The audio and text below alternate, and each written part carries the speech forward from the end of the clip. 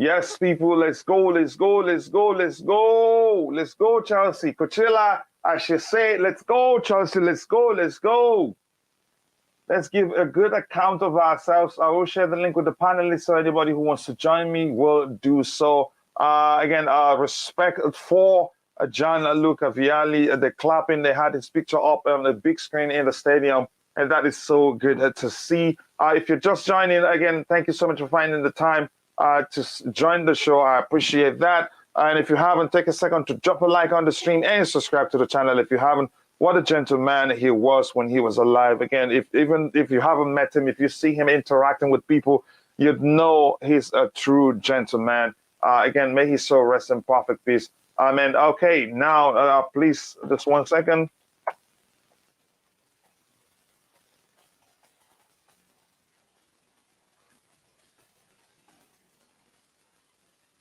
Let's go. I don't think I'll be behind this time because it's showing on the ESPN app, so I believe so. Let's see what happens.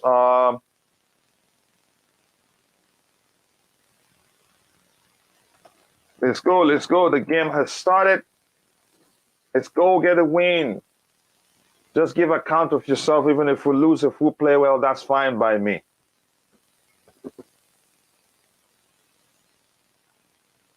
Yep.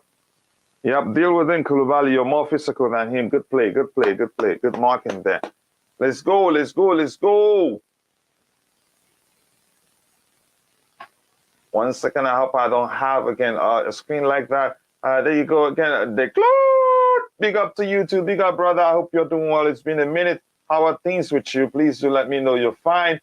Yep, big up the Cloud. Let's go, Humphreys, again, at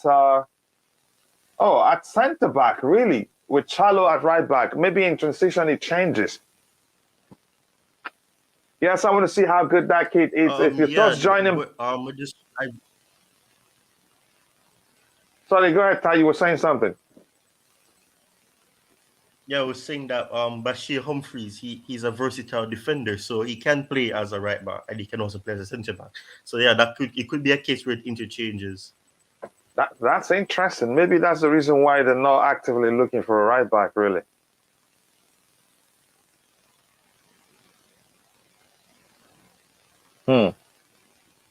Yep. Good cover there from who? Oh, Conor Gallagher. I don't want us to, again, to defend it, but I want us to take this game to them. Nice try, Gallagher. Nice try. Come on, Kai. You should get that ball very well. They shouldn't be able to take it away from you like that. Let's go. Please, if you're just joining, if you haven't, take a second to drop a like on the stream and subscribe to the channel if you haven't. I hope we get a win today. It's not how you start, it's how you finish. I know this isn't equivalent to finish yet. This is still the 8th of the month. Come on, you Blues, let's go. We have to get a win today. Ziyech is always looking for his left leg. That's the only thing I don't like about him. Yep, the guy is central, really, Kai. Humphreys is central. Nice play there from Kai Havertz.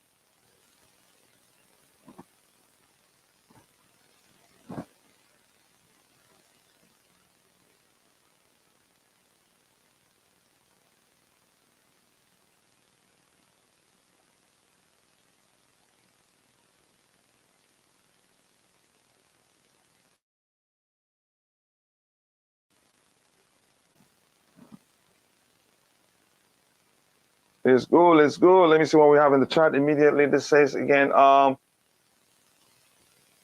reports were that Gallagher really lifted the crowd with his intensity in the last game. Yeah, we need more than just intensity. You get that from him always. Again, it's his industry is something a managers value a lot. But again, at his age, we should be looking beyond his industry and also, again, try to help him develop into, again, a more technically gifted player, because I believe, given his age, is capable of doing more. But I don't want him to end up like Mason Mount, where people don't look beyond his industry and always, again, expect him to run until the game ends. Wow, that my heart flew out of my chest, really. Good ball, Hall. Good vision, boy. I love that. This Lewis Hall, his confidence is something special, man. So again, I don't want him to end up like Mason Mount, where all managers know about is again his industry, how much he can run on the pitch, which is why again Thomas Tuchel ran him to the ground, even when it's clear that he's tired. He was mentally tired. Thomas Tuchel kept playing him just because of its industry. You only find out, yeah, that something is wrong. Given it again when he, because of his final decision making, was what showed he needed a break from the team. Again, let's see what happens. Yeah, I can't give you an answer to this one. Really, it's a difficult one. They're really pressing us well. Really, they won't let us play. Nice work there, Gallagher. Yep, nice switch too. Come on. Oh, that was close. Nice play there. I appreciate that play from again Hakim Ziyech. Is he central or is just the fluid approach is causing a bit of confusion there? Yeah, follow him tight. Lewis Hall is really marking. He's marking this guy very well. What's his name? Riyad Mahrez very well. And I like that. That's yours, Kepa. Pick it up. Yep, throwing for us.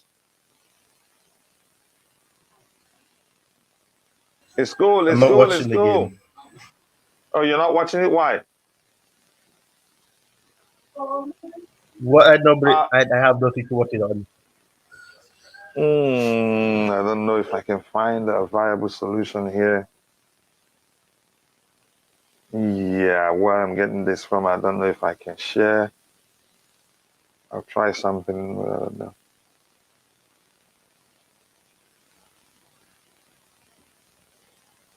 Let's go, people. Let's go. Let's go. Let's go. Let's go.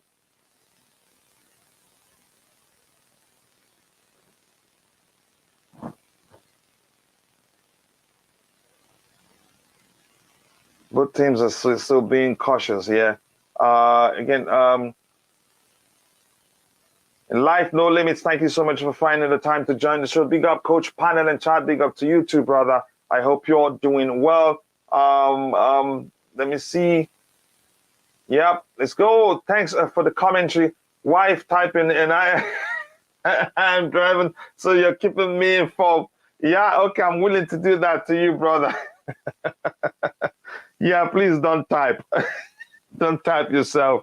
I appreciate you not doing that. It's a risk. We need to stay alive and enjoy life. Let's go. Let's go. Let's go. Let's go. Humphreys, I must say, is still a bit shaky. But let's see again. Maybe as the game progresses, he grows into it and will be comfortable playing. It looks shaky a bit to me.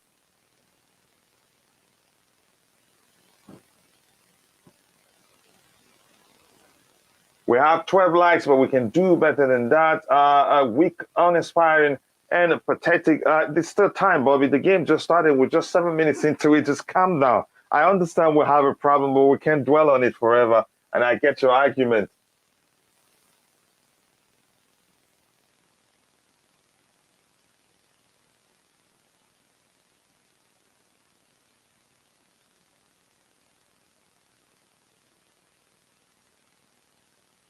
Oh, was that a foul, really? Yes, let's see what else we have here.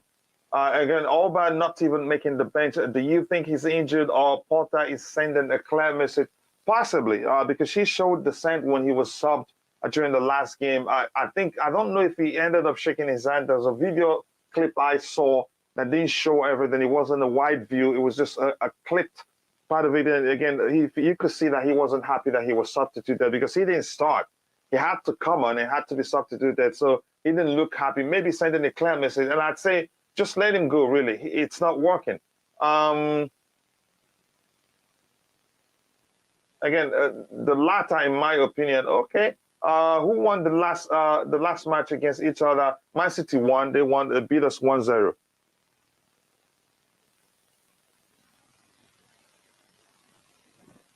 Let me see what I can do here. Quickly. How do I sort it out?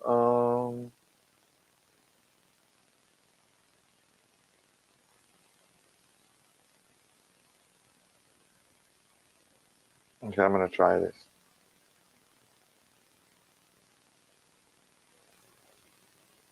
OMG, just rolling about on the floor. You mean the Man City player? Who was that actually?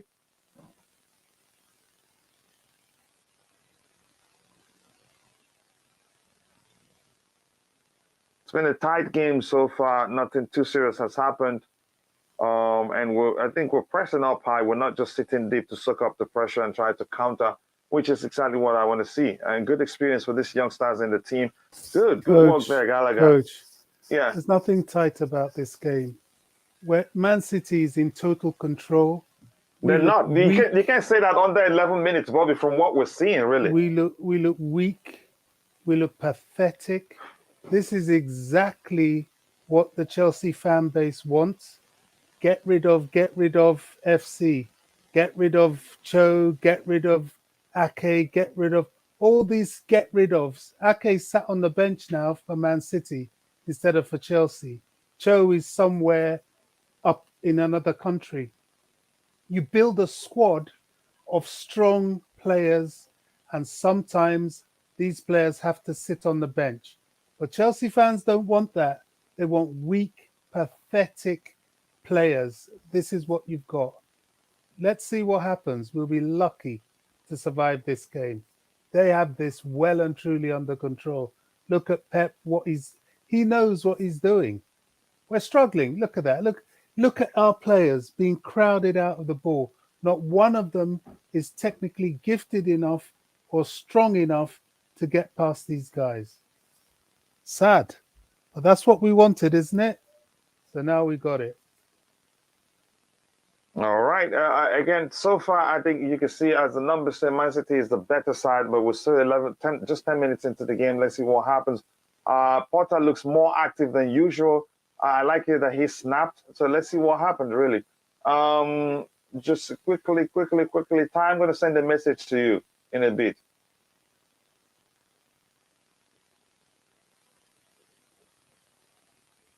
The club, big up, bro. Bobby, I hear you. But it's less than 10 minutes. That's what the same. But again, his passion, I'll let him speak his mind. That's again, we're all entitled to our opinions. And in fact, they played better than us, but there's still time for things to change. Let me see what else we have here again. What have the Chelsea fans got to do with the players we have? Yeah. Again, I know I can tie that, but I'm not going to talk about that right now. What about a Cho? Was he strong? Bobby, he's asking you a question if you want to talk about that. He but was that's by the part way, of we'll our move on squad from depth, that. wasn't he? He was part of our squad depth.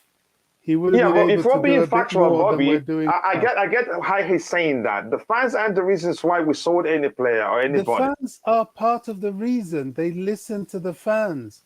The fans are the reason we've got Mason Mount playing. We've got Gallagher playing. What are they bringing to the table? Now it's time to stop, all these silly little sentiments and really go for players that are effective for us. If they're going to be around at the moment, they're part of squad depth. I don't see them as the answer. I really don't. They're just part of squad depth, period. And a lot of the players that we've got rid of at Chelsea, if the fans would kick off for the club to get rid of certain players, they wouldn't. For example, Cho, when Bayern Munich were after him, it was the fans that got the club to give him a new contract. It's the fans have a lot to do with it, a lot. Let's not pretend we don't have anything to do with it. We do. Okay. Look at their bench. Ake. Nice play there from. Oh, come on! Change the ball. You've beaten the first guy, beat the second person, just a switch. Pass the ball quickly. Don't hold on to it too much. Oh my gosh.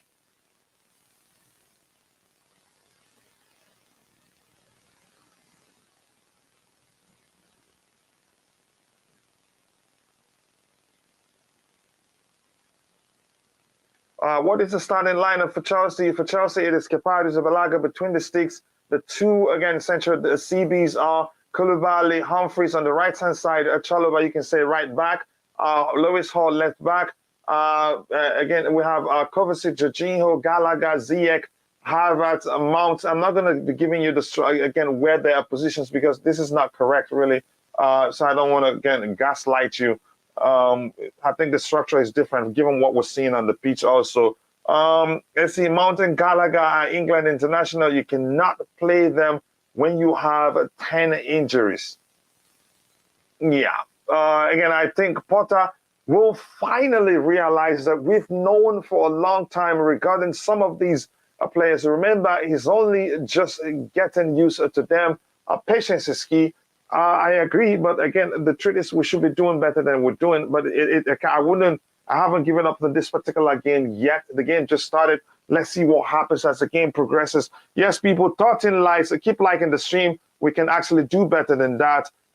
Let's go. Come on, come on, come on. Good control there, Lewis Hall. What a player. Yeah, what a player you are. This kid is just so confident. I love it, really. It doesn't panic under pressure. Yep. Fine play, fine play. We get a throwing from that. Again, I like his confidence. Again, how much do I have to donate to get Bobby Smokey Signal to commentate this game? I need his anger, his energy, his again passion for the club and everything. It will be interesting to listen to. Oh, come on!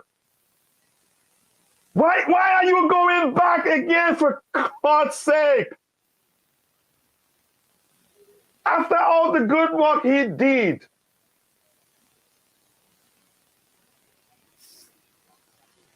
No, I think this is most definitely 4-2-3-1. This structure doesn't make any sort of sense. Jorginho cannot play centrally, and from what I've been seeing on the pitch, I don't think it's 4-3-3 really. But I'll pay more attention to be sure. Again, I don't want to gaslight you. Let me put more attention. Nobody can carry the ball out. This is really sad. Unfortunately, he might have to bring on Zakaria or Chukwemeka because nobody can carry that ball out. Jorginho is still back passing and faffing about in midfield. I don't know what he brings. I don't know offensively what Mason Mount brings. I think I'm beginning to conclude now that he's a squad player, as is Gallagher. These are not, okay, they should be playing this game because we don't have a choice. But, what are you doing? What value are you adding to the team? You're just a squad player. What are you doing? Where's the thrust? Where's the offensive carriage that you have on this pitch? Nothing. So I think it's really exposed us and it's shown us exactly where we are. Potter will probably do well to bring on Fofana, to be honest. Get him on there, leave Havertz there, and remove either one of Mount or Gallagher. In my opinion, he'll probably wait to do that till next in the second half, because at the moment we're going nowhere. I'm trying to figure out the structure now. The way their movement is so difficult to fathom. But Jorginho and Kovacic are central, really. Although you could say that's because the ball is towards the other end. So Kovacic is coming to the flanks. I don't know if it is. Yeah. I'm not sure. I think this is a hybrid structure approach, really. It's hard to tell the way they're moving.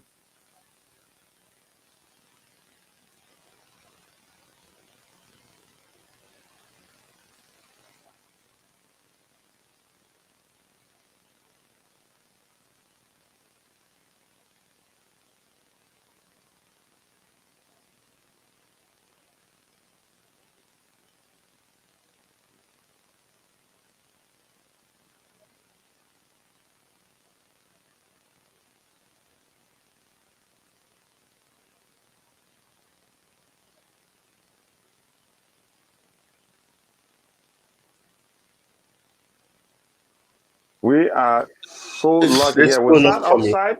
Was that offside? Ty, did you see what I sent you? It will help. Yeah, but it said something went wrong. Something like what? It just kicked me from StreamYard. Okay, just give me a second. It shouldn't. I'm not sure. It just said it just kicked me. I went straight to back to my StreamYard studio. Oh, okay. See what I'm gonna do. Now there you go. I did not accept your request. Ah, well, I'm You seeing good? it now. I'm seeing it now. That's what I'm saying. Yeah, don't say what you're saying, please.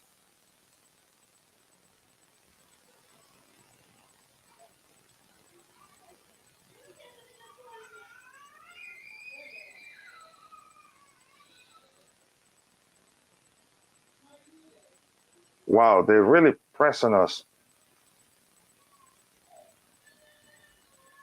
Nice. Very well done, Jorginho. That's funny. Switch it Why up, went switch back? it up. Come on. Let's go, Oh let's go, my let's go, gosh! let's go, Cross let's the go. ball. Come on, guys. Come on. Good play. Who went back now? Jesus. Why did they go Why backwards? did you go back? That was a very delicious move. All the plays. Now these guys are going to regroup again and come at us. Why did you go back? This is the type That's of thing that brings Toko off his seat. And he will we scream the were light up. jumping. He's Yeah, really he will jumping up start and down at jumping this like, time. what are you doing? Go for it. Go for Oh, it. Go who's for that? it. Oh, it's not gonna That's get a there. Oh, they foul. put him down. He That's put a him down. foul. He That's a pulled him foul. down. What is going on? What? That is a free kick. That is a free kick. He pulled him down. He knew exactly what he was doing. And there's no VAR too, so no, What there just is VAR. happened, really? Wait, no, there is VAR. I just remember they do have VAR because there's a referee for the VAR. I just remember. So why are they not checking it? Because he pulled him down and it was intentional. I honestly believe the likes of Mount Gallagher and Havertz will benefit immensely from having quality Oh yes, competitions yes, around Gallagher, them. run with the ball. Pass the ball to Havertz. Oh, too warm, man. Yeah, having again quality competitions immensely. Again, cast your mind to Lampard, Deco, Asian, Balak, a serious competition. Yeah, we do need a serious competition. Nobody And get that the will make a whole mud. lot of difference. What, you won't Yeah, be upset that some people will be sat on the bench? sorry? They won't. That Twitter won't be full of trying to get Chelsea to get I rid of really their don't care players. what Twitter thinks. I understand the importance of having competition in every position. Of course, it's Again, it's important. those people that say, again, sell this one, sell the other one without having a squad depth, I think it's lack of a proper understanding of football. No, That he was didn't a do it though. foul. That Yeah, was blatant foul. That was a clear What foul. happened, really? Havertz. Oh, Oh, he God. didn't touch him. He didn't touch him, you think? Didn't touch him. Don't grab him. Don't grab him. Lewis Hall. No, that's not a free kick. That is not a free Ziyech just kick. threw himself on the floor. That is not Really? a free kick. Come Yeah. on. I thought he touched him. Okay. Is that really a free kick? You When could see he was anticipating it. He was Morris was anticipating that. when Yeah, the rest of the but it's a squad free kick comes anyway back, because he badged on him. He when Go the ahead, rest Bobby. of You were the saying squad something. comes back, and we have people like Fofana maybe on the bench, or maybe Colwell comes back and he's on the bench. You watch the Chelsea fans. Oh, send him out on loan. What's he doing? He can't sit on the bench. They have no understanding of what it means to be a top winning club. We can't have this. What we're seeing now is what we can't have, and we've got it. And we're part of this problem. Not all of it, but we're definitely part of it in the fan base. Oh my gosh, it's 1-0 down. Just like at the first again, the one before the other one. Oh my goodness.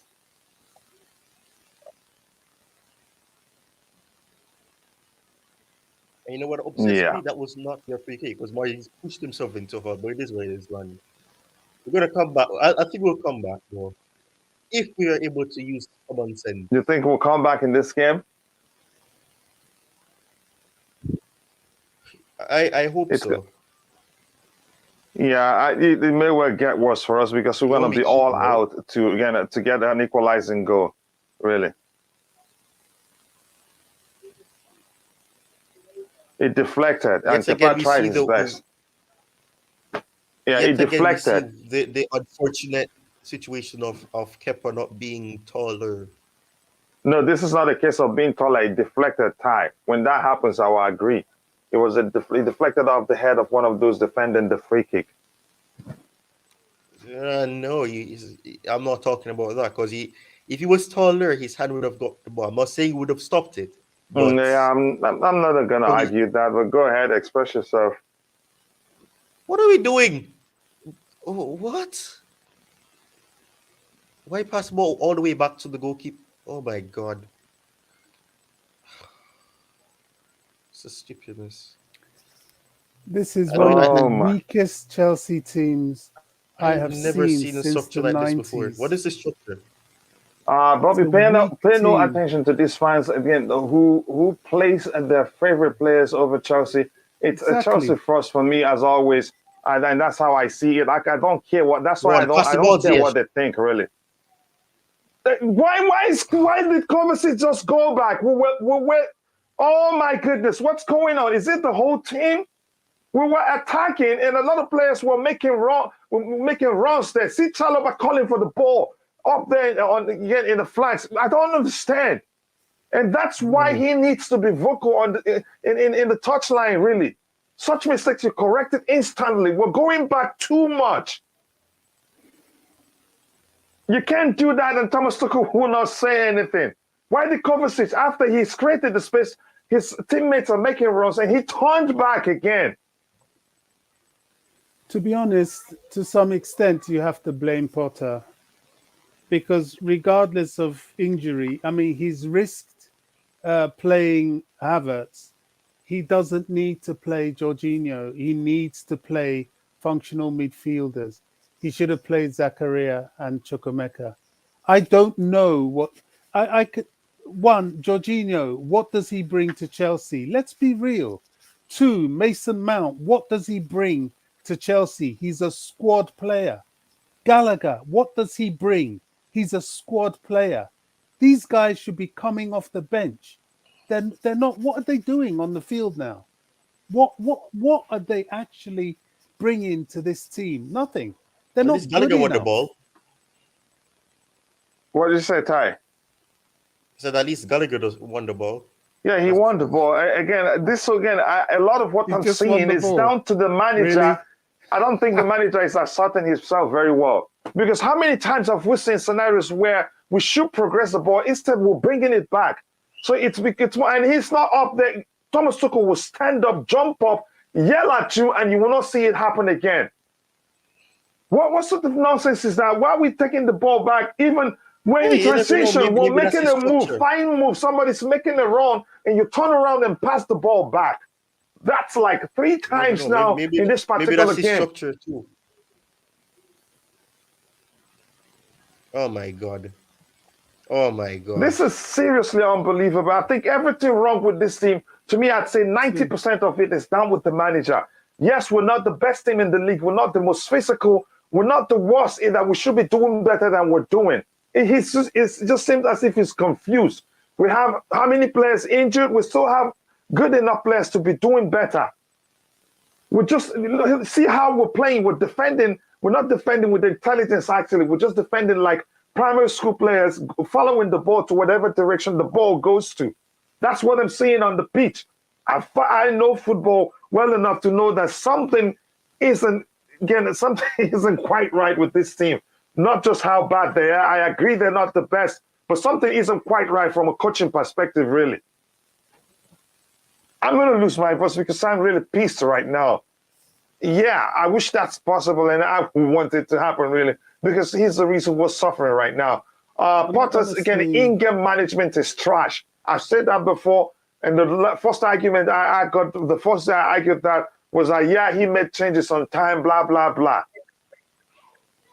Honestly, let's be real. You know, let's stop deceiving ourselves.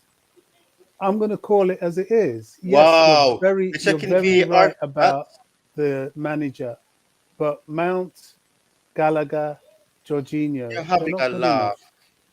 Yeah, They're gonna get a they'll penalty. probably end up giving them a Handball, penalty. Of course, it's a It's gonna be a handball. penalty. It's a penalty. Yeah. It's a handball. Disgraceful penalty. We're out, man. We're out of this competition. Congratulations, Potter. You got what you wanted. Mount, Gallagher, Jorginho, not good enough. Now you're Period. making up your face. Garbage, man. garbage. It's not really not working with Potter. Really, we don't have the best players, but it's really not working with them. Well, let's see what Kepa will do. He's usually quite good at those. Kepa is not going to save it. He's going to probably go the wrong way. He might. You can't say that. Yeah, they've scored already, Bobby. Told you he's not going to save it. Havertz, man. Honestly, Potter should leave my club. 2-0. There's nothing to lose now. I don't see a way back. I don't see a way back. Bring in Fofana. Kepa touched it. He went the right way. At least Kepa went the right way. He went the right way. Fofana, he got one thing get right. Mount off that field. Fofana on, Mount off. I'll call it. Wow. Oh my goodness.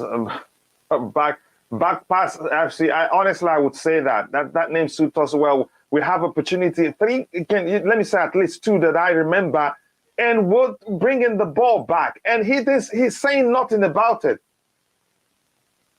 You're telling me that's who he is. That's how. No, if he can't be vocal on the side on the touchline, correct mistakes instantly, he shouldn't be coaching Chelsea Football Club. He did well to try to stop it. Yeah, he did well. He did well to try to stop it. He went the right way. His hand just about couldn't keep it out. He did well. He did well, really. I'm hoping that all these directors, Todd Bowley, see the importance of us getting a midfielder. Because yes, we have some midfielders, but we need creativity. Here's the thing, Ty. I'm going to say this. I understand this is Manchester City. If Thomas Tuchel were the coach now, we won't be playing badly with these players. No, we wouldn't. Don't go backwards. That's for sure. Well, unless he plays Jorginho. And when things are not working, he finds a way to protect him, and we start playing well. Yeah. Again, Francis Dave, if you want to join the panel, you have to message me via Twitter. And the rule is once you come on, you stay on camera for at least, again, 30 seconds just to ID you. And then there you go. You become part of the you'll be part of the panelists. Look at the physicality at the back.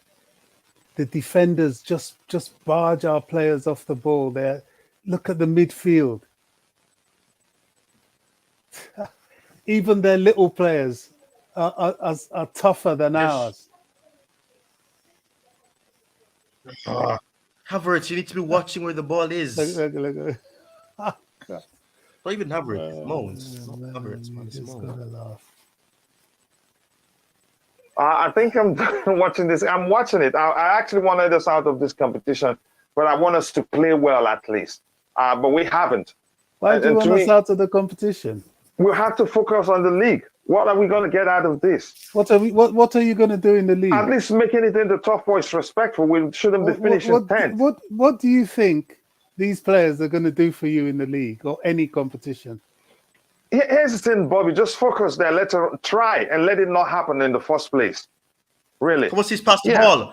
Kovacic passed the ball. Oh my God, Kovacic. Yeah, I don't think he's not sharp enough, really. Something else is missing. But I gotta say, maybe I don't know if Chelsea is too big for Graham Potter, but I'm for Potter out right now.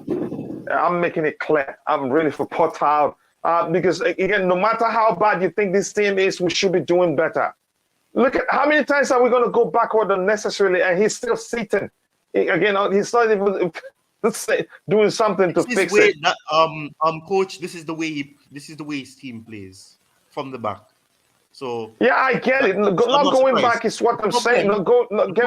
Going back unnecessarily. I don't like that. Pass the ball, Havertz. Oh my God, Havertz. Yeah, that was sloppy. Again, going out at this stage again isn't the worst. This guys, Arsenal are weight winners. Okay. Oh my God! Listen, the less Chelsea play, the better mentality. Oh my goodness! Again, this is gonna get me sick. Really, I'm being honest. You know what? I'm just not sure. I'm sorry. Havertz needs to come off. Havertz needs to come off. Needs to come off. This is garbage. No.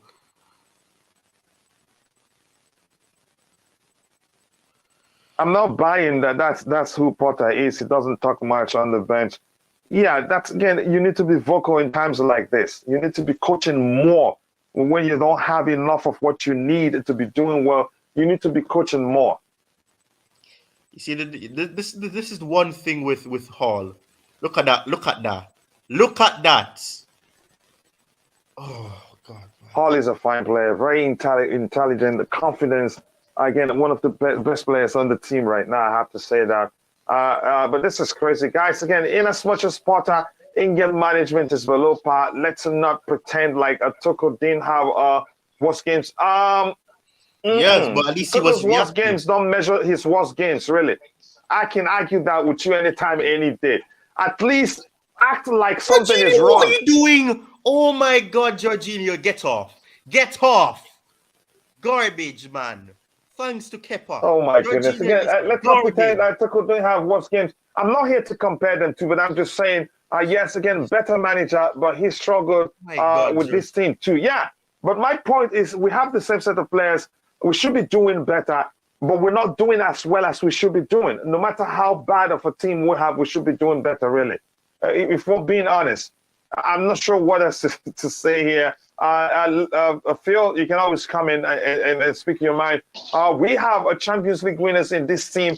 We keep losing to Manchester City. Again, I am sick of the bombs.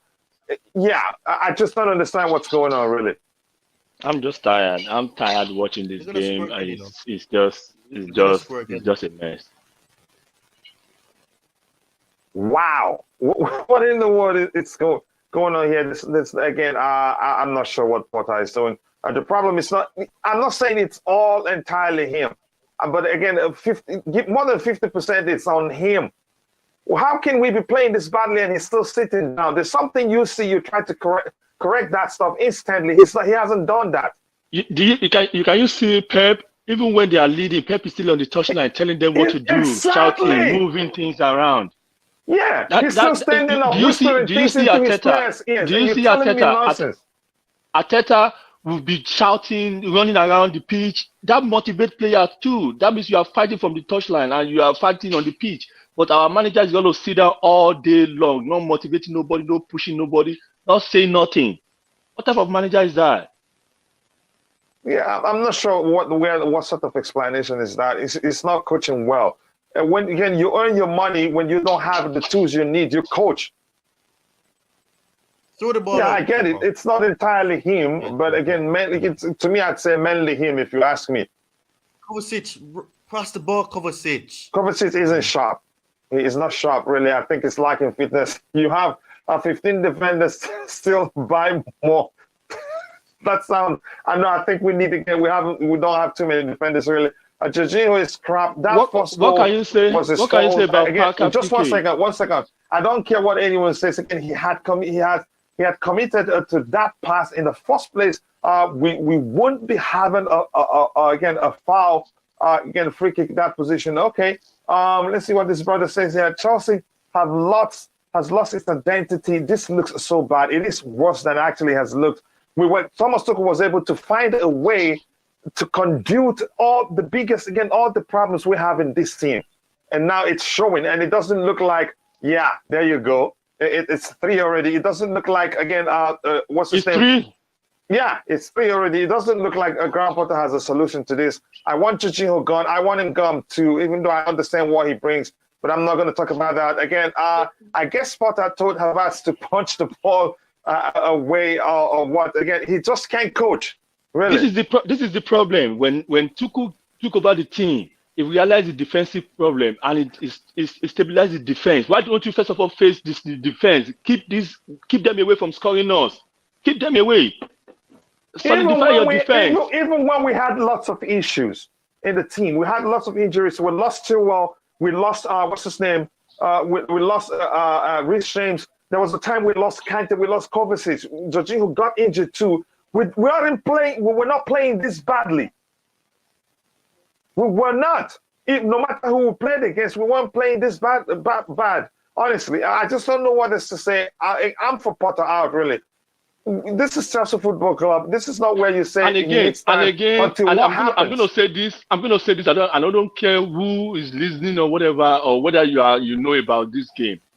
All these young players, they are not ripe enough to be in this team. I'm gonna be honest with you. You see all these little mistake, positioning and everything. It's creating chances. Look at Humphrey running to the middle of the pitch because of what? The little boy, they are all good players, but they are not mature. People keep pushing them, put them in the first team, put them in the first team. When you push a player into the first team, you need to surround them with a good players so that they don't make stupid, crazy mistakes. You But surround them with good players. we've chased away our squad depth, haven't we? We've chased them away. Excuse me. I don't care about squad depth or whatever you're talking about. Look at how many young players on the pitch. How many Yes, of them Squad can do? depth How is very many? It's important. too many. Squad, It's too here's many. the thing, squad depth is important. That you could say that's We the have reason no why we're depth. suffering. Exactly. It's Because very important. when the problem is that when we buying players, some Chelsea fans, I'm sorry to say, I'm not a racist, I'm not nothing. They are so particular about English player. Oh, use the bench, keep the bench. Oh, when they want to buy player to challenge Reece James. Oh, bring a backup. What type of backup are you talking about? Bring a better player to push this guy. Bring somebody to bench them. And that's how you solidify a team. Look at City. Exactly. City by Yeah, we in saw 2022, that's a 22 player strong. born to play for 22. Chelsea. Gallagher Look at the and- play from that kid. He's played better than every other player on the pitch right now. Gallagher, Look at All him. We is saw what he did. a good player. He's a very good player, but Gallagher not, and Mount you should know, not be on come that on, team. man. They I'm shouldn't. tired of all this. Just quickly, Ty. Did you see how many players on him and he still find solution and progress to the ball? He did turn around and pass backwards like the older players did. I'm telling you, all is going to be a captain one day in this team, but you have too many of all these young players. I'm telling really you, pissed right now, honestly. Gallagher is not good enough to be in this team. I can say anywhere, any day. Let's talk about Gallagher when the game ends. You know, let's watch the game. This is the rubbish, man. Is this? I think you probably, do you mean Potter, or you intentionally call him? Papa said he's good at hiding his anger because he finished his shot. His short course and emotional intelligence. This is hilarious, really. But I love Lewis Hall, and I'm sure, let him stay in the team. Coach, again, I hear you. Potter isn't doing well, I agree, but sacking him right now isn't. I know we're not going to sack him. Look at what's his name trying to dribble. Ziyech. Look at Ziyech. Ziyech is not even good enough. People keep supporting this guy. What type of player is that? What is he doing? My goodness! All you want to do is just flip the ball from one flank to another flank. Come on, no! Rubbish. Holy Just keep all this nonsense player. English this, English that, English this, English. This is not English club. This is not English club. Just 1 second, please. Just 1 second. Chelsea cannot even pass the ball. We can't. It's 3-0. We've seen that. Again, us fans pay money to watch this group. Yeah, exactly. We pay money to watch this thing, not just them that spend money. 8,000 Chelsea fans went to watch this BS. Oh my goodness. Bobby, believe me, I understand your frustration. I have to be honest. I've been Look at saying City. it. You know, I've been saying, when I get on these channels and I shout down these guys that talk about, oh, he's on the bench, get rid of him. I don't do it because I like the sound of my voice. I do it because I see this. I see this, and this is what we've got. What is Callum Hudson-Odoi doing out on loan? He should have been one of the bench players that we bring on to solve our problems. That's why they're at the club. That's why the club pays them. But what we have is a club that, upon all the defects that we've had in the management and the ownership structures in recent time, but a fan base that encourages this sort of thing, encourages us playing Mount as if he's primetime Lionel Messi and Gallagher. Let's tell the truth. They're not good enough. They're squad players. We should have a squad. We're even talking about get rid of Havertz, get rid of Ziyech. For who? For who? Now we're getting boys in. Now, when these guys come in, people like Havertz and Ziyech, if they're not good enough, they sit on the bench. Come the summer, we can rotate them out for new players coming in. But we don't just kick people out because we want people to be playing 90 minutes every single game. No, Look at City. that's not how Look you at build a City's team. bench. Look at City's bench. Have a look. And look at Chelsea's. For injuries and apart. Kevin De it's Bruyne is on the pathetic. bench. Haaland is on the bench. Yeah.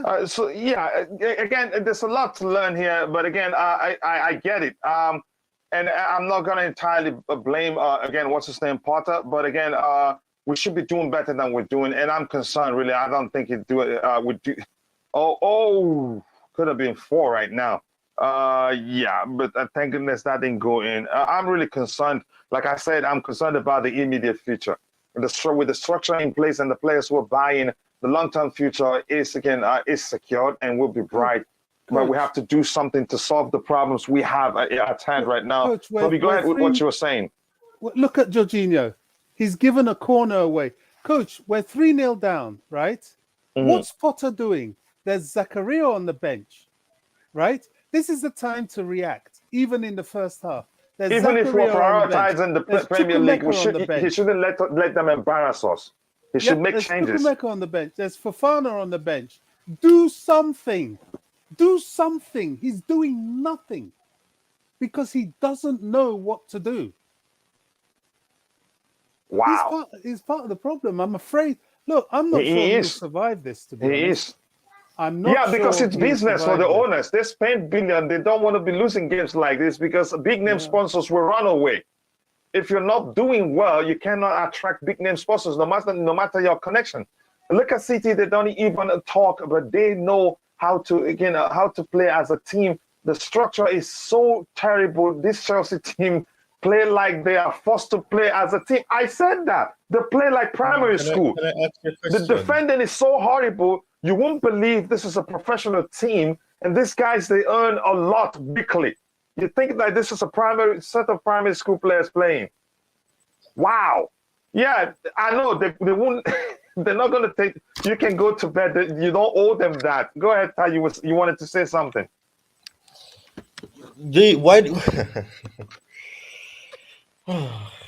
Are you guys forgetting that this is all caused by the fact that we've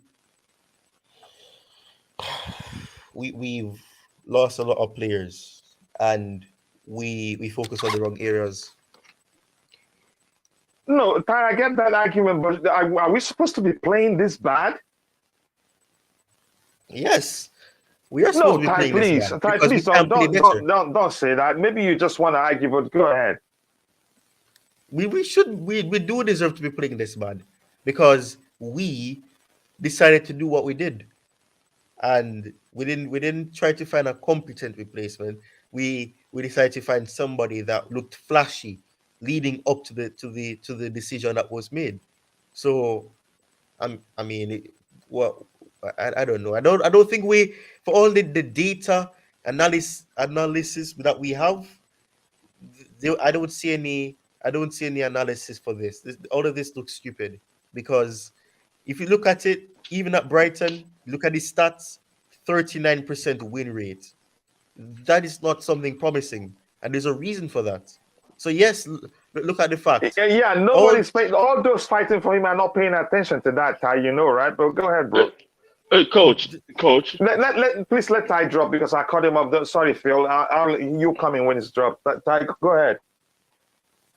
So I mean, it is what it is. And I've said this from the very beginning. From the moment Potter was appointed, I said it. If it does not go well, I can only blame one party and one party only, and those are the owners. Because this is not on Potter. You've given a manager who does not understand the importance of being competent at the pitch or the pitch side.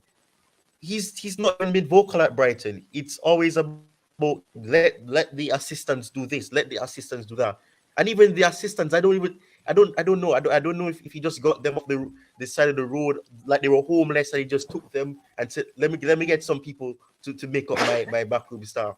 We're doing garbage, and I can't blame Potter because this is exactly what I expected. we've gotten a manager that is not competent enough to understand it. So what do we expect? We cannot expect any different. I don't understand it. So yes, people will say Tuku had bad games leading up to this. If you're gonna sack him, but get somebody competent, get somebody that will understand the importance of getting off your backside and going to speak to these players and say you're doing rubbish. Be harsh. I don't care if players don't feel offended by you telling them that they're garbage, because they are garbage. You need to be honest with these people, because you keep sitting down, applauding them and saying that, oh, they fought hard to the very end. You're telling them to let them realize that, okay, we're doing this, we're not getting the results, we're just being unlucky. You're doing garbage. There's a reason why you're doing garbage, because you're not using your frontal lobe. You're not using anything with logic. So I'm pissed at the owners, because Potter was not ready for a job like this. He was not ready, and with the backing and the person that we have, it's not necessary. The owners have to swallow their pride and bring back Thomas Tuchel. That's never gonna happen. If that happens, Bobby, I owe you. I'm not gonna say how much I owe you, but I can tell you privately that will never happen. Really. When you see a manager, right? When you see a manager, this is how you know. The last match against City, the score was 1-0. If you look at the way we mark, they put Haaland as the point man, and we stopped him from progressing. Their ball was so slow; they are not progressive. We stopped them from the middle of the pitch. But today, he benched Haaland and put Alvarez. And why? They play false nine. When do you think that is? When the first nine dropped into the middle. Phil, just quickly, what does that show you? Pep pays attention. That's a good manager for you. That's a good manager for you. And now what did our own manager think he would do? Do nearly the same thing, and even in the worst way. You get the point. So, Pep did that to Thomas Tuchel too. We beat them in the Champions League final. He took his time, studied Thomas Tuchel, and beat us home and away the next league season. But it doesn't look like Potter learns. He's had enough time to change things. Go ahead. That is what they call war between the managers. You study the game, you change it around. Alvarez drop in the midfield, dragging Humphrey out of the spot and creating space in between the line. That is how you see a good manager. That is my first point. The second point I'm trying to make here is because some people will sit down there and be making point that they are kids, we don't have injury that. When you start a team, 22 or 25 team, the reason why they do that is because to accommodate injuries. Mm-hmm. I have seen a lot of Chelsea fans, right? When we have 11 players, good players, but they're agitating for academy. I'm not saying academy should not be playing. Every sport that is open, put academy player, which is good. This is the result you're going to get when we do not have a good bench, but our bench is full of academy players. That is what you're going to get. When we have injury players that are on the bench, on the injury list, we're supposed to have competent player on the bench for them that will fit into the space. But we have too many academy players. Tell me how many in City? I know people. This is unpopular argument. How many of bench? How many of these players are in City from academy? How many? They also have good players in the academy, but you have to put them at the right time, because when you don't put them at the right time, you throw all of them in, you're going to shatter them, you're going to mess them up, they're not going to progress properly. There's a way you use academy players. You put them in between good players and let them flourish, and they develop like that, and they become a good player.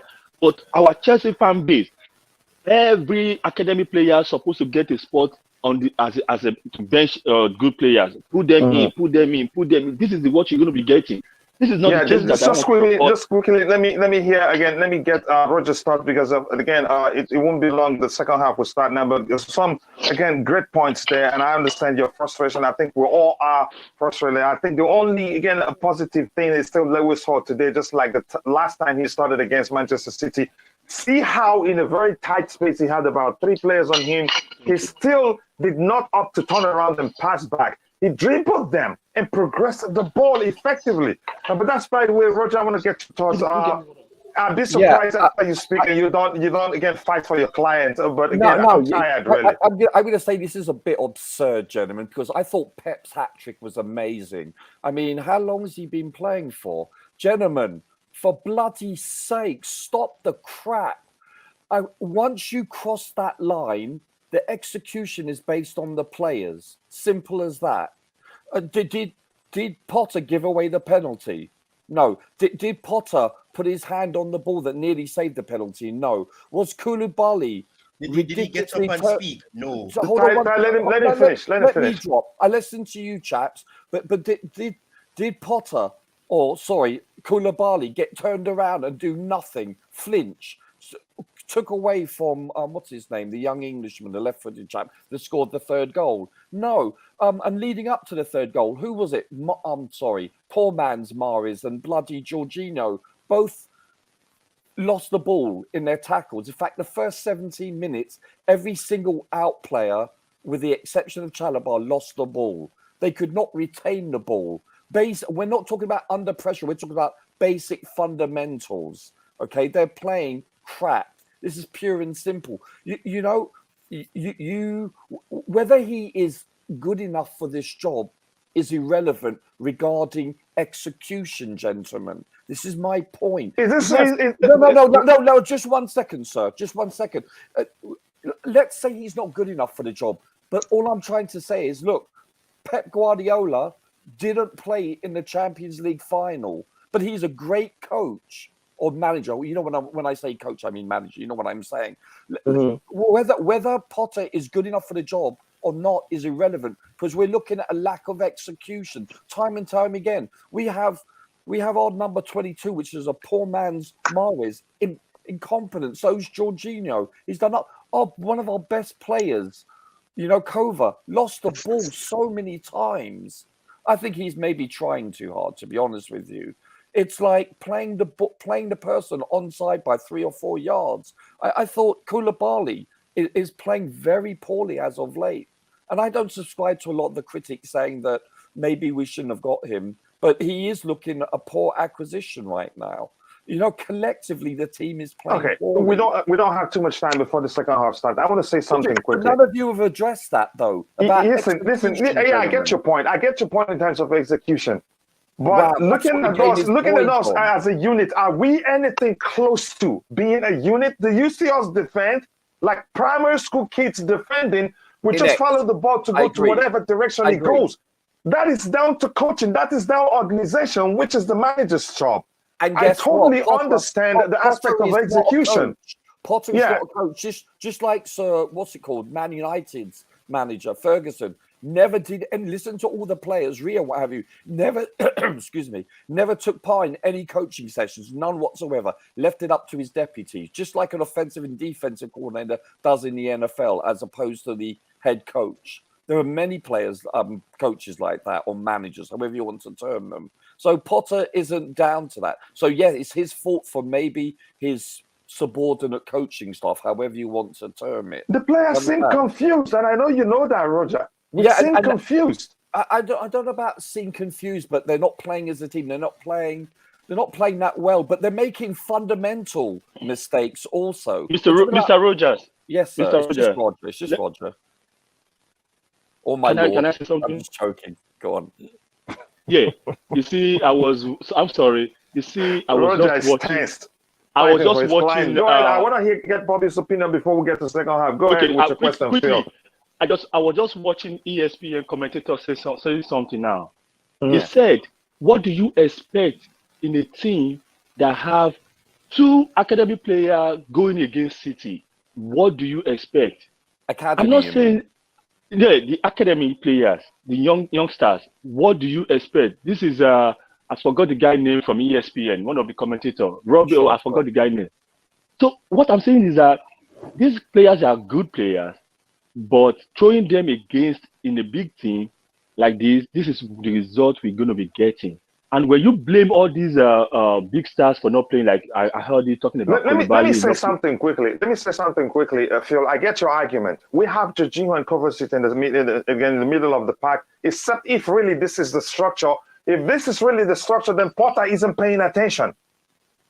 Because if the this is the reason is structure, that he because isn't paying attention. He should know that Jorginho can't play alone centrally as a single six. He thrives only when there's somebody like mobile as Kovacic is always available to provide extra passing lane to him. That's why I'm saying Bobby isn't like what's his name? Potter isn't learning anything. He's not learning anything. Isn't it funny how all of a sudden Ake isn't upset sitting on the bench for Man City, but when he was on the bench sometimes for Chelsea, every man and his dog that was a Chelsea fan was chasing him out of the club. I blame the fans as well for this. It's not just Potter's fault. The fans carry some of the blame because we drive away our squad depth, and that should not be forgotten. Let this be a lesson to all of us. I like him a lot. All of us. Look at this. It's a shambles. We don't have the squad depth. We don't have the physicality. We're pussyfooting around with people like Jorginho in midfield. Bring on Zakaria. Bring on the men in this team. And that's why I'm highlighting this comment. That's why I'm highlighting this comment from Bobby. You have to rotate, coach. You can't play bloody Zakaria every 60 games. Here's what I want to say. I didn't expect Zakaria to start. And I understand he's become one of our most important players right now, given the situation we found ourselves in. But as the game progressed, one thing I haven't seen from Potter, he doesn't react to situations quick. It was all clear after the 10, 15 minutes, 15, 20 minutes, that we're struggling to cope. You can say the Make same the about changes. Pep did the same thing the last game, 45 minutes, so don't go there. So that's because they weren't playing well. But they've been the better side in this game so far, so there's no need to make any changes. The last game, they played with a back three. After half time, they played with a back four. It changed everything. You're wrong. Even the great coaches do the same. What's good for the goose is good for the gander. You have to be equitable in your criticism. Yes, here's my point here. I'm saying he doesn't respond to situations quickly. He doesn't react and neither did quickly. Pep last game. 45 minutes. What are you saying? So, what do you want him to? What do you want Pep to do in 45 minutes when Chelsea is not even playing nothing? Exactly. What do you want him to do? He's not going to do nothing. He's going to watch and see whether it's going to still work. We are down 1, 2, 3, and you're not reacting. What excuse are you making for whatever Potter? What excuse are you making? I think the issue I'm not making excuses. I'm just saying, you are. You are making. Let's take it one by one. Let Bobby wants to speak now. Go ahead, Bobby. Pep was always in control. He knew what his next moves were.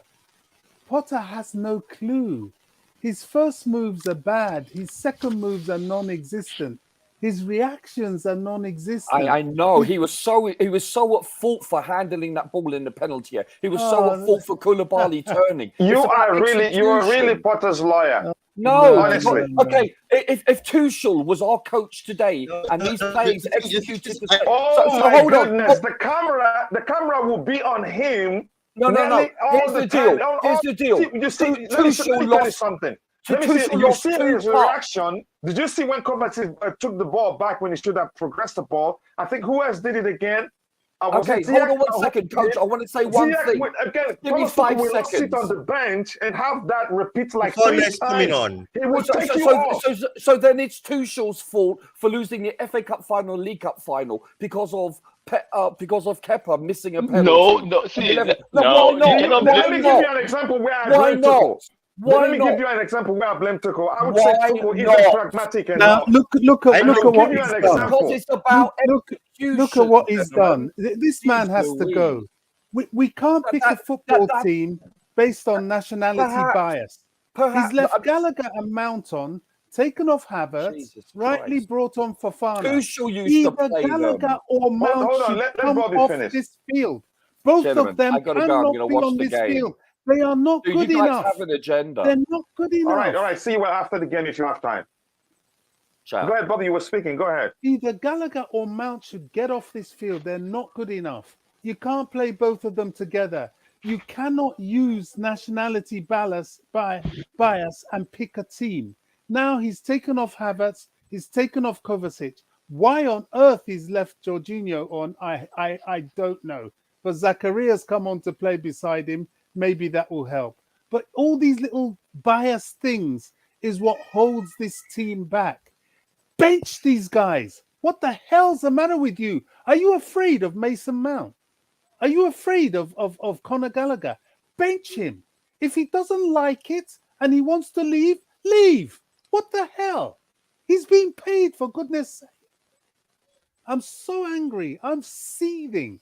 I better just keep quiet because I'll just quickly. I've moved on from Thomas Tuchel, by the way, but I don't like what I'm seeing, and this is not. It doesn't look like he's because 50% of solving a problem is realizing what that problem is. So to Graham Potter, it doesn't look like he understands what the problem is really. So solving it isn't possible. Declan, if you have anything to say quickly, I think the second half will start. Go ahead, brother, and big up to you. How could I not come in? I should have said earlier. It was a madhouse in here. Hey, second half did kick off. Yeah, but go ahead, you can still talk. Yeah. Yeah, I was gonna say. I don't know. Is anyone really upset? Like, did anyone expect us to come out and really win this game? But should it be this worse? No, like I'm disappointed that it wasn't like the last game. You know, I felt like there was way more of a fight, way more. I mean, what's his name? Potter's lawyer that was here before. Roger. Roger, that's it. Said you couldn't blame him for the handballs and stuff like that. He's right. Yeah. I'm not sure who to Nobody blame. was arguing against that. Go ahead, brother. Yeah, I'm not sure who to blame for the lineup. Because, I mean, players like Chukwuemeka had a great game the last game. Why wouldn't he start this game? He's not playing every other game. Zakaria had a great game. If he needs to be rested, I can understand that, but I don't understand the Chukwuemeka one. We're not sure who to blame for the handball. Just like we're not sure who to blame for all this ball possession Man City's having and toying with us like a bunch of schoolboys. Come on. Yeah, Bobby, that's what I was going to add. Like, where's that same thing? Yeah, where's the same intensity from the last game? It comes from the team selection, doesn't it? The team selection. Well, it comes from team selection. Bad. It comes from, you know, the players up. It comes from whoever gets their mind right to the game. I know Potter's not all the players, but if we're just going to blame players and give Potter a pass, then how do we know? Why do we praise Potter when we win? I mean, if we can't give any fault to Potter about what's going on now, thank you. I can understand the handball and stuff like that. That's unfortunate, right? But there's more to this game than that, right? They've been living in our box. They've been living in our 18-yard box the whole time. So if we can't blame the manager all the time, but we praise the manager all the time when we win. Brother, we can blame the manager for this selection. Like, you're saying the same thing. Phil, let it drop. Let the cloud drop. Let him drop. Yeah. You probably misunderstood. I'm not making that point. I'm actually responding to the topic that you guys were talking about because that's not where I feel. My problem here is that I have major doubts in Potter, right? And we're meant to build a team around him. Everyone's like everyone that is patient. I'm like, how patient do? Let's go to the end of the season and tell me if all the fans aren't going to be pretty much Potter out, right? And everyone says we've got a process. Let's wait, this and that. Okay. What I don't like is everyone says this team's not good because of, and this was the most common word used for a long time, deadwood. We have these players, we can't get rid of them, and we're going to have this problem. The reason we ended up with deadwood is because we had managers. You see that, Bobby? I don't blame the kid. Go ahead, Declan. I was just saying. I was just saying. Go ahead, Declan. Go ahead. Yeah, I just want to finish off that. I want if anyone has an opinion on it. Yes, we can wait. We can build a team. But does anyone have confidence in getting Potter players? You know what I mean? I don't trust him again. Seriously. And the consequence of that is that we're going to be left with those players if it doesn't work out. And it adds to the deadwood that the most common problem we've had for the last 5 seasons, changing managers. Okay, so we move. I don't. I sorry, declared. I don't buy that one. You know, we keep trying to pretend, chopping and changing managers. This guy's not good enough. Period. And if he's not good Declan enough, we have agrees to with change that. But it. go ahead with what you were Yeah, saying, but Bobby. I think Bobby misunderstood. What do you think I said? I thought you said that you know, Potter doesn't have his players. We shouldn't be No, chopping no, and no. changing. I said I said if If we're we at start, if we risk. start Potter now, we end up with a deadwood again. We might Yeah, bring another man. I was saying that I don't have that much confidence in Potter that if and the people are saying that let's get his players in, that puts us at a massive risk of adding to the deadwood because if we get his players and it doesn't work out, right? It's not just I'll get rid of Potter, get someone in. Then he has all these players That that nobody stay as else can deadwood use. Yeah, that might not work out for the new manager. You yeah. know what I mean? That's what I'm saying. People don't. It becomes less of a risk if we don't buy him his players. But unfortunately, I think they're going to sign the players he wants. Of course. I actually have some hope that they might not. They got a director of football in that might just might take the American approach where he just buys what he wants to buy. He buys the players There was and the a coach is coach. there was a Portuguese coach that they were looking at. I think it's for Sporting before they got Potter. Yep. You know, if they won't swallow their pride and bring back Tuchel, I think they need to look in that direction. You know, sadly, at the moment, I don't trust our English coaches. I don't think they're good enough, and I think they're very biased in the way they pick their team. You know, teams are picked on reputation and clearly, in this case, nationality. Even if not, they'll be more ruthless in the way they select players. I don't care whether you were born in my backyard. If you're not good enough, you don't step on that field. It's as simple as that. Do you But notice that Potter went back three? So what? You know He what I went mean? back three and put Ganiga as a right wing back. How dumb is that? How Yeah, dumb We're not is that? surprised because yeah. we haven't seen a certain. I mean, this is one of the big faults. We haven't seen a certain way of playing from Potter, so he's There's no very clarity. changes Pass the up all ball, the time. GBO. Mount pass the ball. You know what? You got brought down. Fair enough. Fair enough, man. That's the point. There's no clarity. They're playing like primary school kids. No coordination, nothing.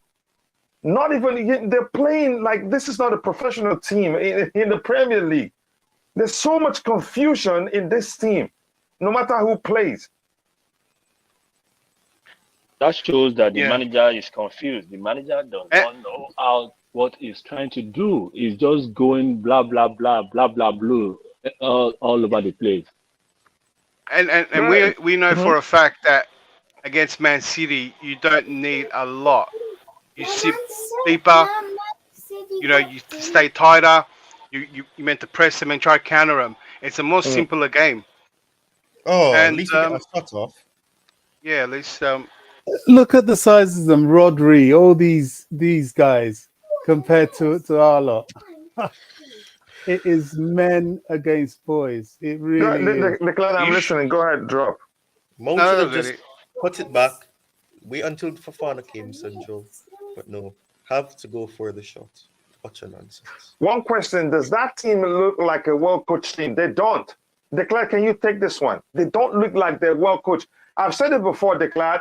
We don't have the worst team in the Premier League. We don't have the best, but we should be doing better.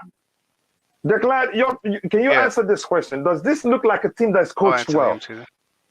No, I can't even tell the difference if you know when a team when a manager's lost the dressing room, there is almost no difference, right?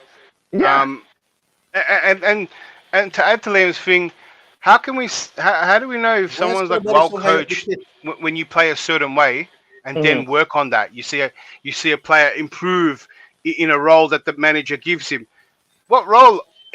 It's a surprise every time I look at the game. There's something new. He's throwing and see what sticks. Actually, you know what? He's throwing something. I think even when something sticks, he doesn't repeat it again. Thank you. You're I think he's trying to be too smart. Well, yeah. Do you know how we used to give everyone used to tease Pep about it, how he used to overthink it and stuff up in the finals and stuff like that. I feel like Potter's doing that game to game. Oh my gosh, this is heartbreaking. Really, this is unrecognizable. I don't know why anybody believes the whole blame should be dumped on the players. I get the argument, I get the logic of asking, did he cause the handball? No, but first of all, let's play as a unit, let's play as a team. And when players, you can tell me, I'm going to repeat this again. Let's say Thomas Tuchel was on the bench. When was the name? Who was the one? The person that went back with the ball was it Kovacic. When his teammates were making run on the left, on the right, and essentially, and he decided to go back with the ball, Thomas Tuchel will stand up and scream the life out of him. And believe me, no player on the pitch will repeat that again. And this has been happening over and over and again. Unnecessarily, we take the ball backwards. But that's the way Potter plays. Have you not seen how Brighton build up? Yeah, again, all sports fan Adam, I stopped watching the shambles a lineup again, resigned to losing. Had enough. Potter is out again. Unfortunately, that doesn't change anything, really. What in the freaking world are we watching here? At least Dutch Fofana has some quality on the ball. Oh my goodness, that's unbelievable, really. Oh, look at Zakaria, man. Oh. He's made a difference already. This is what upsets me. How do you? Okay, and they're bringing on competent players now. They're locking up shop. See, let me see. Another thing that people need to understand in this game is this: there is a maturity. There is what we call men and boys. If you look at people that we are going after, trying to buy, we look at the size when you are selecting a player. You look at the size, look at their agility, look at how their fitness. All of our players, they are too small. If they are not too small, they are not strong enough. Put all these City players side by side and see who is stronger. Here's the thing. I understand the importance of the physicality aspect of the whole thing. This again, how much difference do we have now from the team that played under Thomas Tuchel? Again, I get it. We need to balance it. We need to be more physical. We need to see grit. We need to see fight. But I get your point. Just quickly, I'll get back to you, Courtney. Here's the thing. I'm not saying the whole thing is on Graham Potter. The players they have to be blamed partly, but mainly I'm saying something. As somebody that understands football and have followed football all my life, I'm saying something that's showed this team doesn't look like a team that is coached properly. We don't play as a unit. There's confusion. You think that these are primary school kids playing. Look at this again. Now, before Mason Mount committed that foul, he had to run, him alone. If we're pressing strategically, once he's running against one person, the other player will be running against the other person. And this is something you teach on the training ground. One person shouldn't be running around like a headless chicken and then get tired. I don't know if you're paying attention to what I'm trying to say. We should be doing better than we're doing. At the same thing. I look at the same thing. We are not pressing as a unit. Only one person run and they tire the guy out, running him around, and he will go back. That's it. Look how Man City pressed us in the first half. First half, their intent will be to cover all passing lanes. It's not just about one person. This person is going after the person with the ball, and the other people behind him will try to cover the passing lanes. And that you press, again, strategically. And we're not seeing that. And that comes down to that's what the manager implements on the training ground. Hey, I want to bring out of context discussion here. Do you think what's his name, Captain America is actually injured? Or I think he is. He's injured for real. I don't think he can. Yeah, I don't think he can. I believe probably he just fake it because they're tired. Even Raheem Sterling, I think they fake it.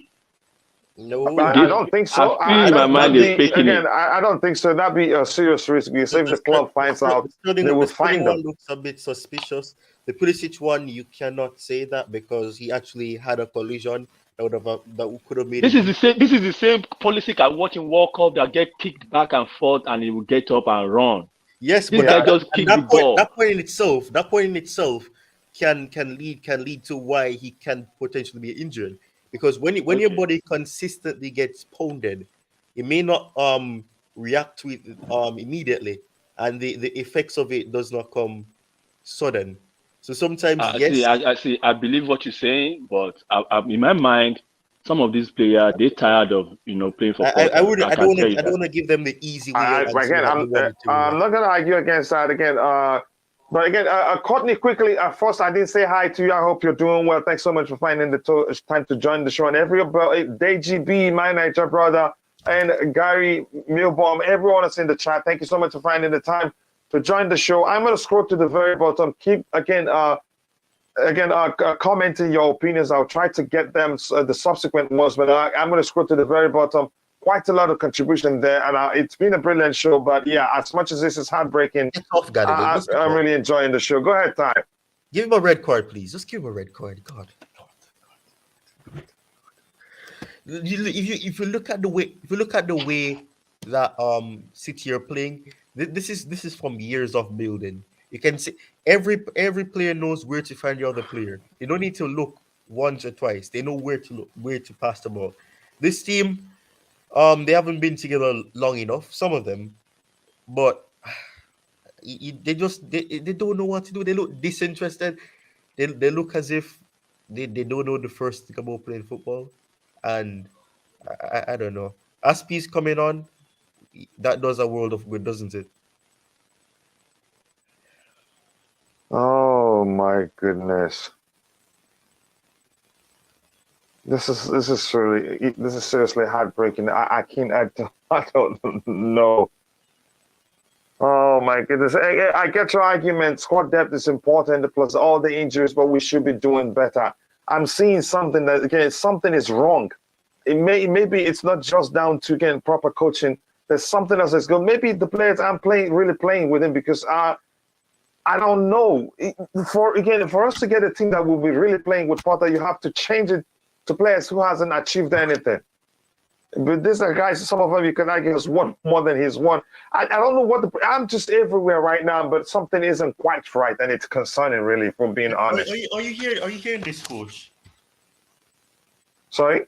Are you hearing this, coach? People, fans are singing Tuchel's name. Yeah, unfortunately, I don't think they'll bring him back. Can't hear them. Yeah, people are singing Tuchel's name, though. Oh, boy. Then I don't know. I really want them to explain. Everything they explained was about communication. Football is not run like your typical business. And the complaint was that if they call him to a meeting, he sends his subordinate because he has a job to do.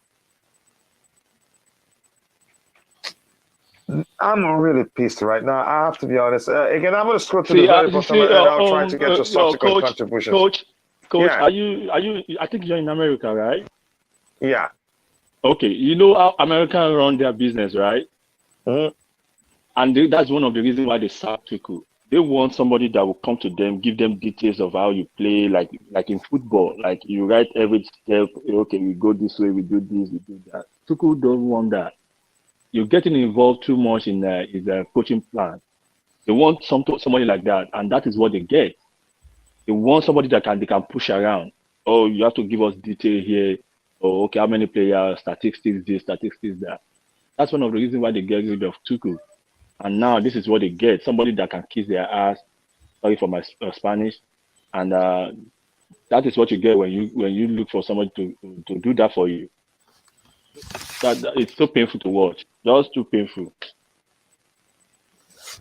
Oh my goodness, this is concerning, really. I don't know. Let's see how this one ends. Did they take off Mason Mount? Who did Hutchinson come on for? Let me find out. Okay, so Ziyech, yeah. He's still left Mount on the field. You were surprised? Remember, Mount has to play. This guy is a fighter. Did you see the Fofana guy? Did you see what he did there? Yeah, he bullied. He wanted to push him down. He showed him, don't shoot, Gallagher, don't shoot. Yeah, he's a man, isn't he? We've First got of all, He's shown him he those can do this boys, to me. he's Yeah, physically Bobby will be happy with him for that. Oh my God, Gallagher, get off, man.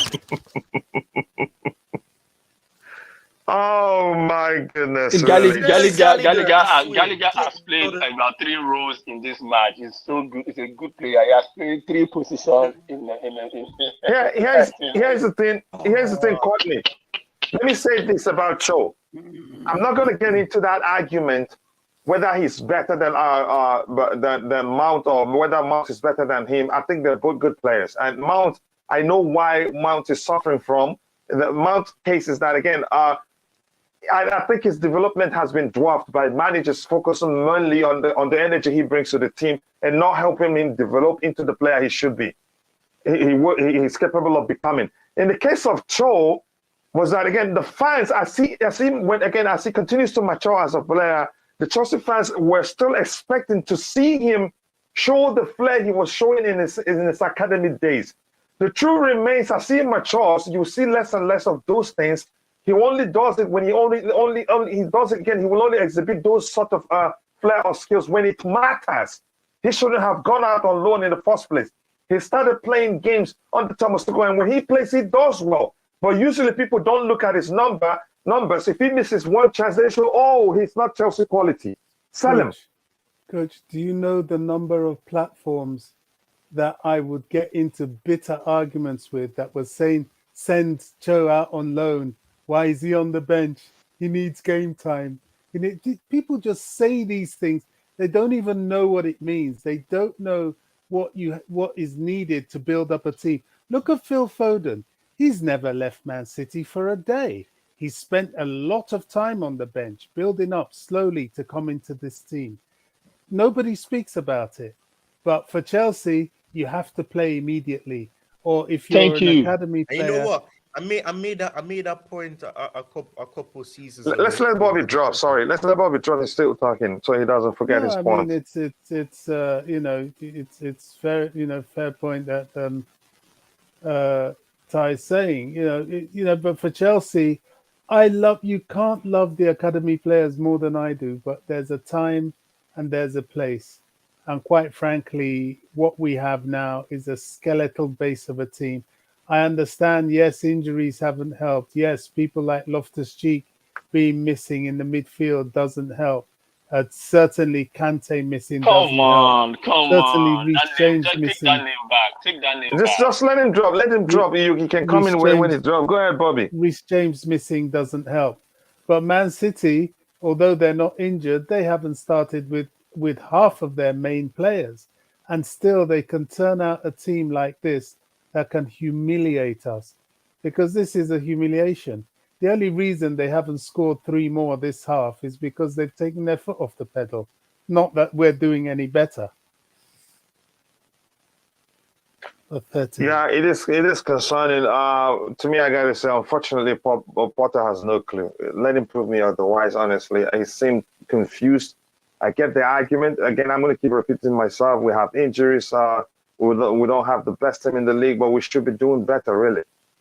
This team doesn't look like a well-coached team. Thanks to Liam Lane for bringing that up. I just don't understand. Again, the model is crap. Again, not just the players. A City new Cucurella was a rip-off, and there's that's another argument for another day. But I get to consign. Everybody's frustrated now, and a lot of things will be coming out. Ty, you wanted to say something?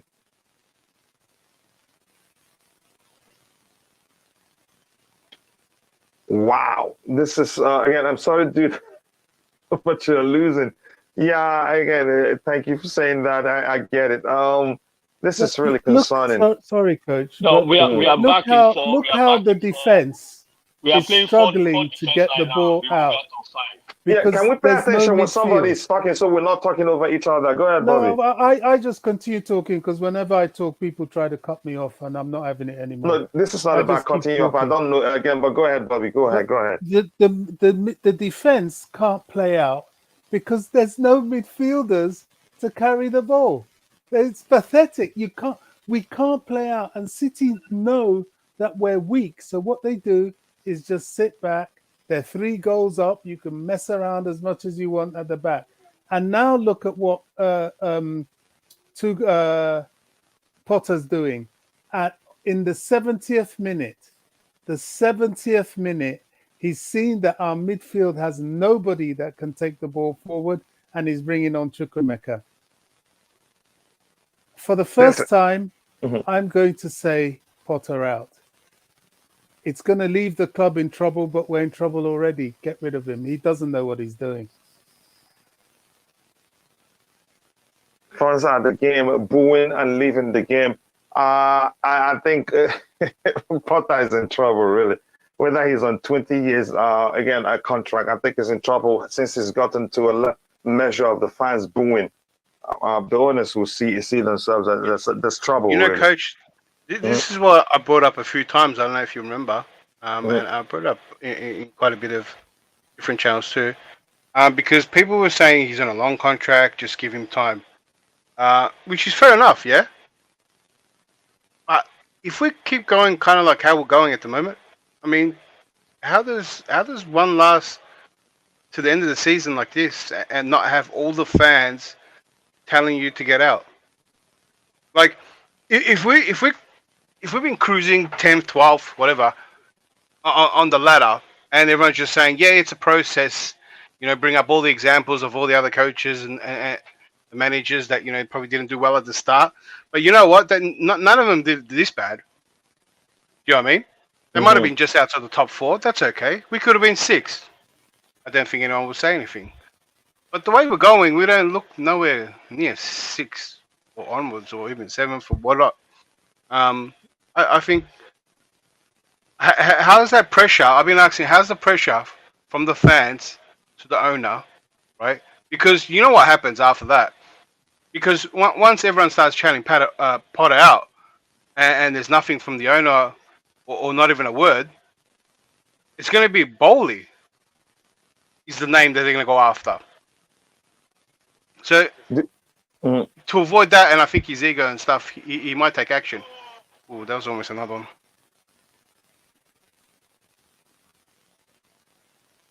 Look at the time wasted in that attack. Look at that. They're not good enough. They're not. Hutchinson did well. Aspie was played in. He can't. They're just not good enough. They're not. It's that simple. Ball comes back. Oh, God. Yeah, I think we have to, again, more importantly, we have to move on from Tomo Tuchel. Do I think he'd come back? I don't think he'd come back. If anything, I think one manager, even if we offered him, coach. Yeah. Even if we offered him the job, he wouldn't come back. No, he wouldn't. It will never happen. I've moved on from him, really. But I don't like what I'm seeing. How do you know he would not come back? Because it was such a the way he got sacked was such a disrespectful way, and for the reasons he got sacked. Yeah. He didn't get sacked for his performance. He's still gonna have to, even if they asked him back. Yeah, you think like Bowley and that we're gonna like change on their expectation and that. I mean, they want to run the club in a certain way where they have their hands involved a lot.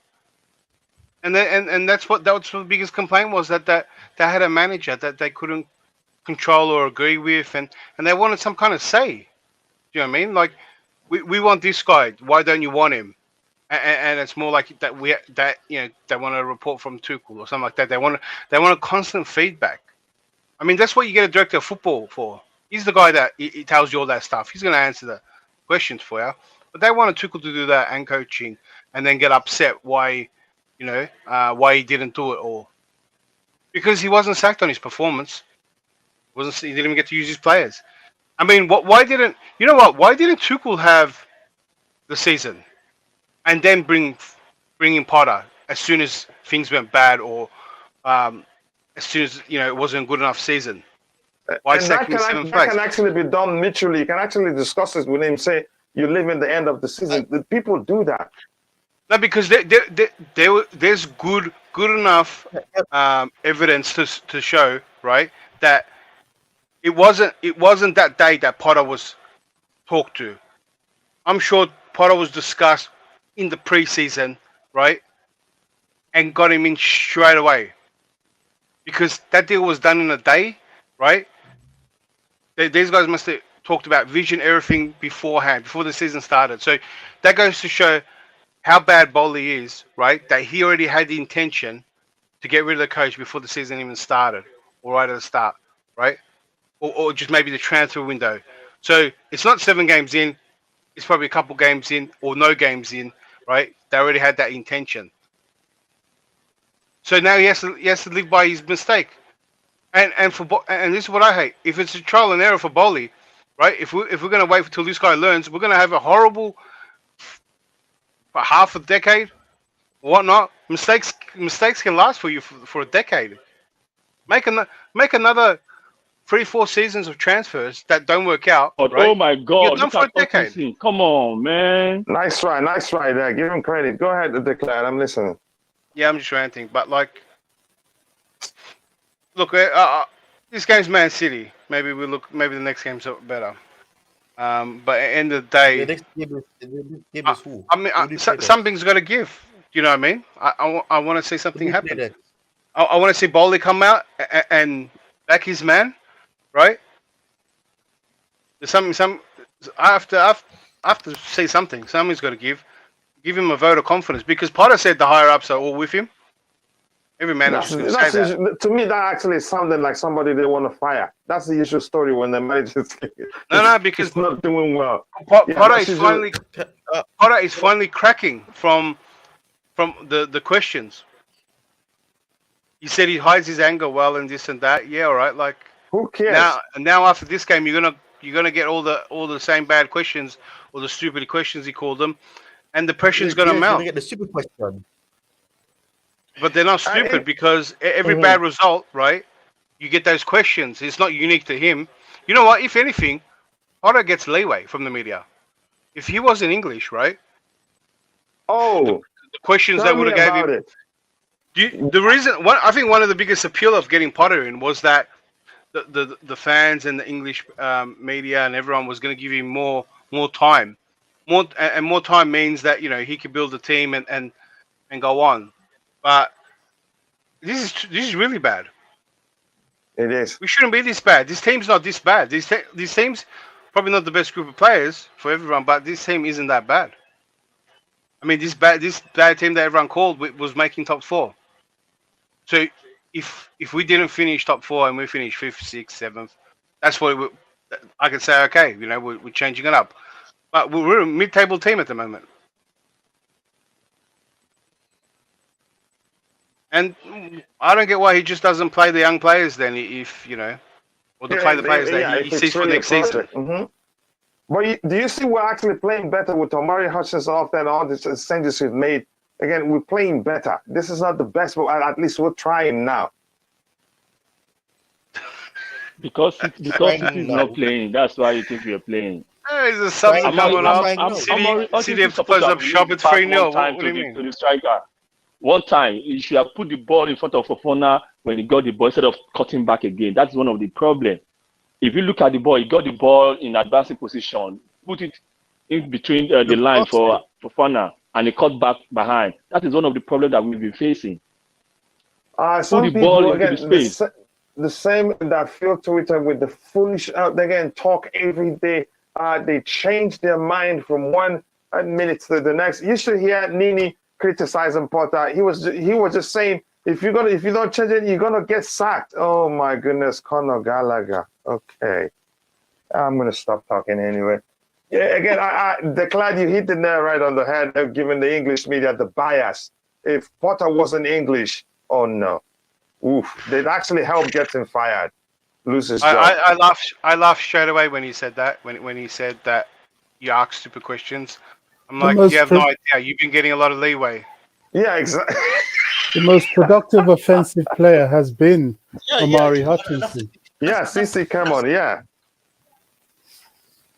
He looks sharp and he's trying his best. The questions that he calls stupid, they have to ask him stupid questions, because if they ask him the logical questions, they know that in itself could get him fired. Because no one. But you know what? I don't want to say this, but the last time I said this, it did end up in the manager getting sacked. The reaction that I'm seeing from Potter, it reminds me of the closing end of a manager's time at a club. When they start to get frustrated at the media, they start to be attacking. It doesn't look good.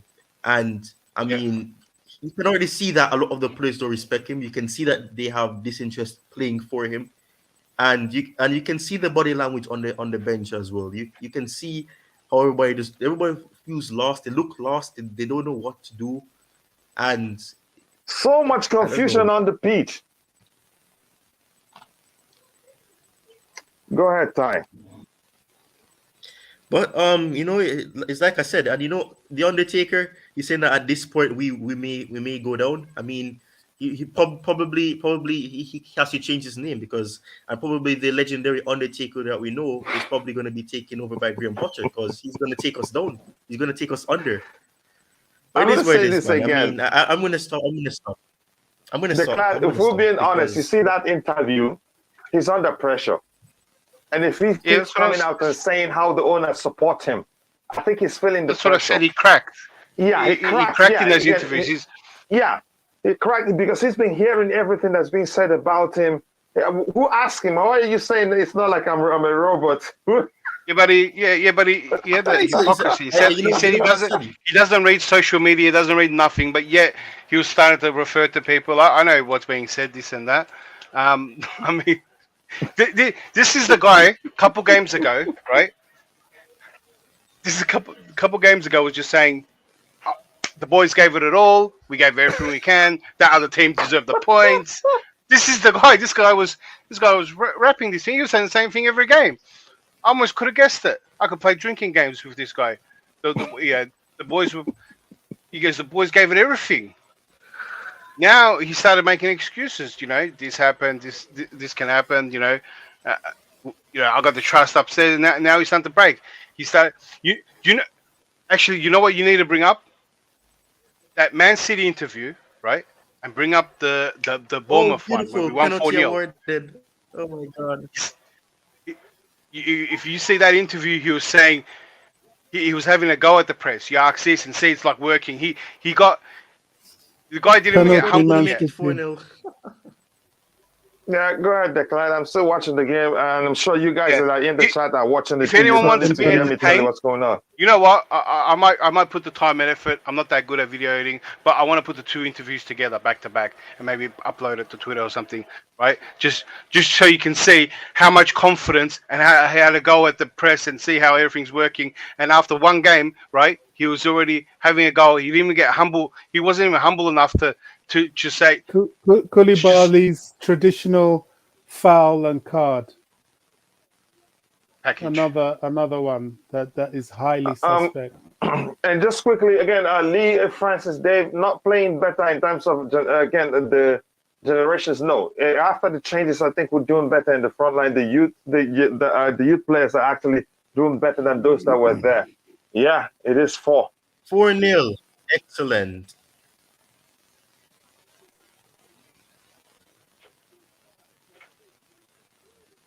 Yeah, this is serious. I don't know how to say it. This is really blowing up in their face, really.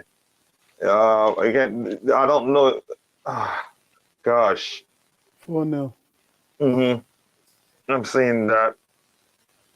Do you know why I'm actually a bit angry?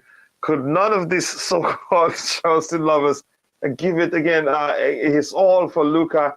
What a shame! What a shame! Yeah, exactly. We're not even seeing the spirit after the passing of one of the club's legendary players, and I don't want to even go there. Make nice skirts. I'm not gonna read that one. Get him out. A lot of people will be saying that now. I want to see this. This is the type of after this game. I want to go watch this game. Is it Rory? Rory, I want to go see his rant. To see what he says. I was at the game. I've left. Yeah, no, you have to stay. Get your money's worth. Oh my goodness. Again, interview sounds like that of a man that is about to be fired. Yep, it's a familiar. Again, it's a familiar. How do I phrase it? It sounds very, very familiar, really. When you start again, all you talk about all the time, every interview, exactly you must. That's the exact same. Yeah, if you start talking about all the time how the owner supports you, something isn't quite right. Because how is this going to work? This guy spent billion, and I'm sure they understand the importance of winning. Yeah, yes, again, Glenn, some of us, again, were blessed to see him play. And coach, again, Chelsea, the second highest winning trophies are after Joe. Wow, I didn't know about that statistics. Yeah, I actually... Oh, my goodness. Oh. That's Koulibaly again. Oh, my. Oh my goodness! I think this a lot of what we're seeing here. Let me say, at least 70% of it is down to the coach. No matter how bad of injury issues we have. You see, Man City tactics. Although this effing referee has started too late, when they lose the ball in your half, to stop you from breaking away, they just foul you. They do it all the time, and the referee has only now that the game is lost decided to start showing cards.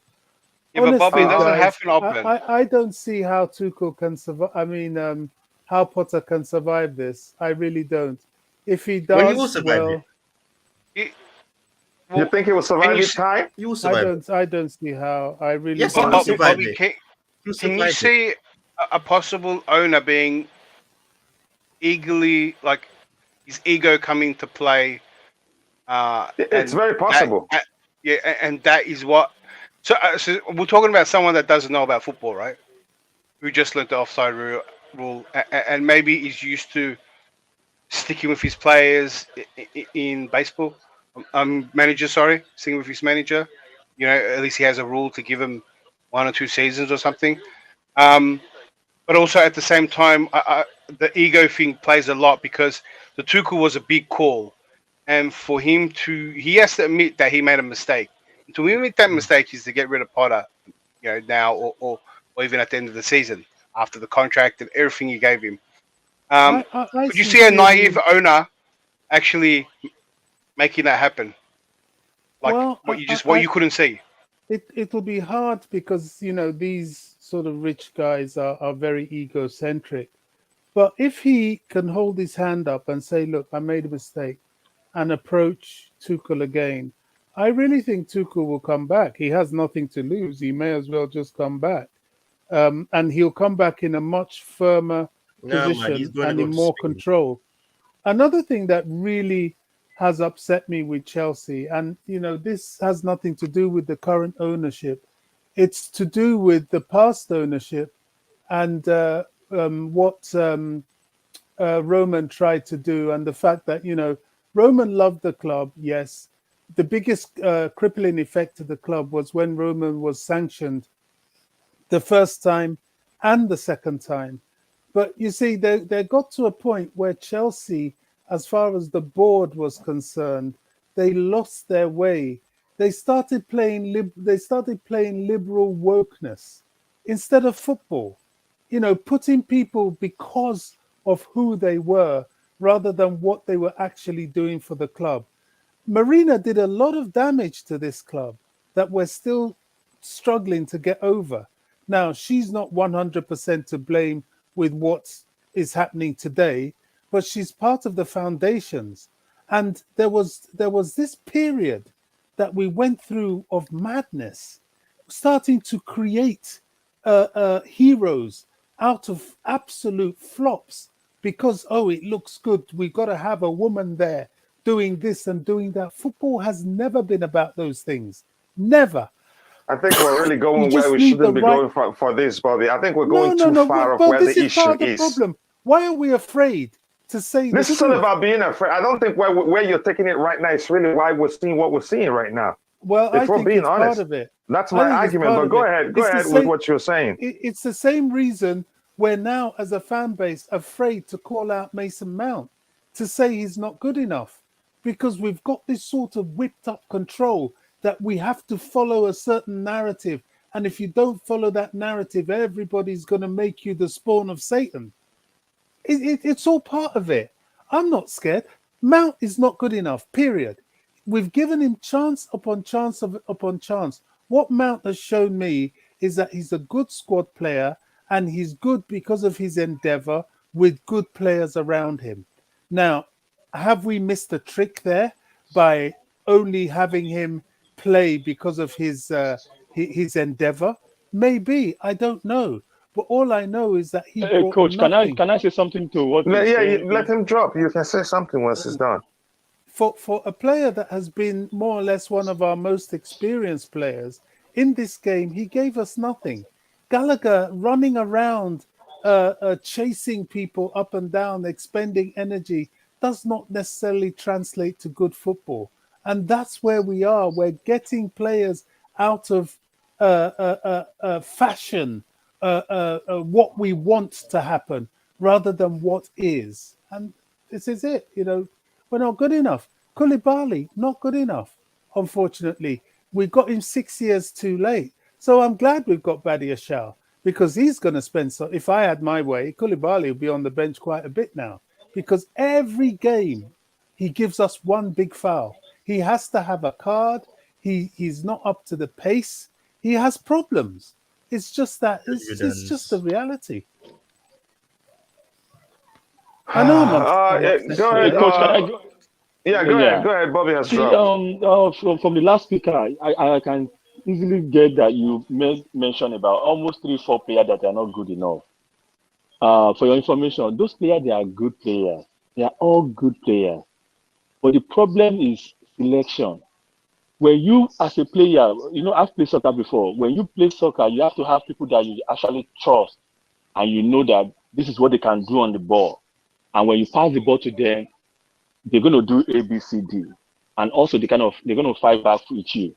Mount is a good player, but when you keep Mount in a team with some player like Gallagher side by side, Mount is not a creative player, but he's what makes him good? Good at winning. That will let. No, what makes him a good player? You can give me certain attributes that make him good, that make him a good player. Yes. So you have to. That's why they call it a teamwork. But when you start selecting that team and you bring people that are not good together, or people that cannot form a team together, you're going to get rubbish like this. And that is what make all Mount and some other players look bad. You said Koulibaly is not good enough. Koulibaly is a good player, but when you put him in a wrong position with a wrong player that they are not confident. You see, when you play soccer, I don't know whether you played soccer before.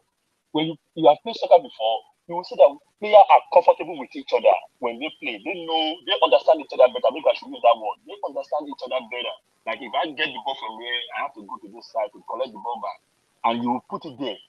That is one of the problems that we have, bad selection. When we put all these points together, they are not working together. And you're going to get everything mobbled up. That's what you're saying. That is exactly what you're saying. I don't know how to stress this. This team, they are all good players, all of them. But some of them, they are not Chelsea level at the moment. They are not Chelsea level, because that is the mistake we did about Kevin De Bruyne and Salah. Salah, we got them when they were still young, when they were developing, and we sold them out already because they are not good enough. All players, when they get to this stage, they are all good players. But you have to put a round peg in a round hole to make a team. That is the point here. This doesn't look good for Potter, really. I'm going to start with you. Let me start with you, Declan, since you're there. What are your observations of this game overall? What do you think is the problem? Because here's the thing: if you're saying, I get it, Koulibaly made some mistake, but does our defense? Do we have again proper protection today? No, until towards the end of the game, probably. And the way he operates, he runs. Koulibaly is a defender, but you see him in the final third, probably because the team wasn't playing better. And I'm not gonna. Here's the thing: we all express ourselves differently. We see issues differently. But the root of this again issue we're witnessing now. It's beyond an individual player. It's a collective thing. which makes me point the finger at the manager. We're not playing like we're being coached properly. If you're a coach, if your team is bad, that's when you earn your money. That's when you do more to correct the issues. We're playing like primary school kids. Watch us defend. We're just following the ball without any measure of strategy that shows, okay, we're covering passing lanes or trying.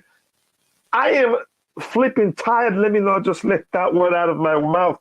Go ahead, declare, spit it, please.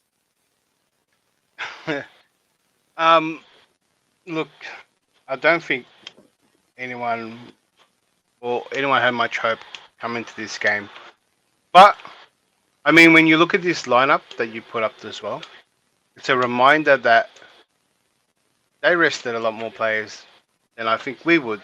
I think a lot of these players are in our starting lineup, have been in the starting lineup for a long time. So we probably have more starting 11s than them. It looks like it. So it goes to show you how even this game, we just played them not long ago, and it looked a lot better. And I had a little hope that it was going to be a similar game, similar intensity, similar. You know what? I don't care if we lose. It's the way we lose. Yeah, play well. I don't even care about the results this season. I want a performance.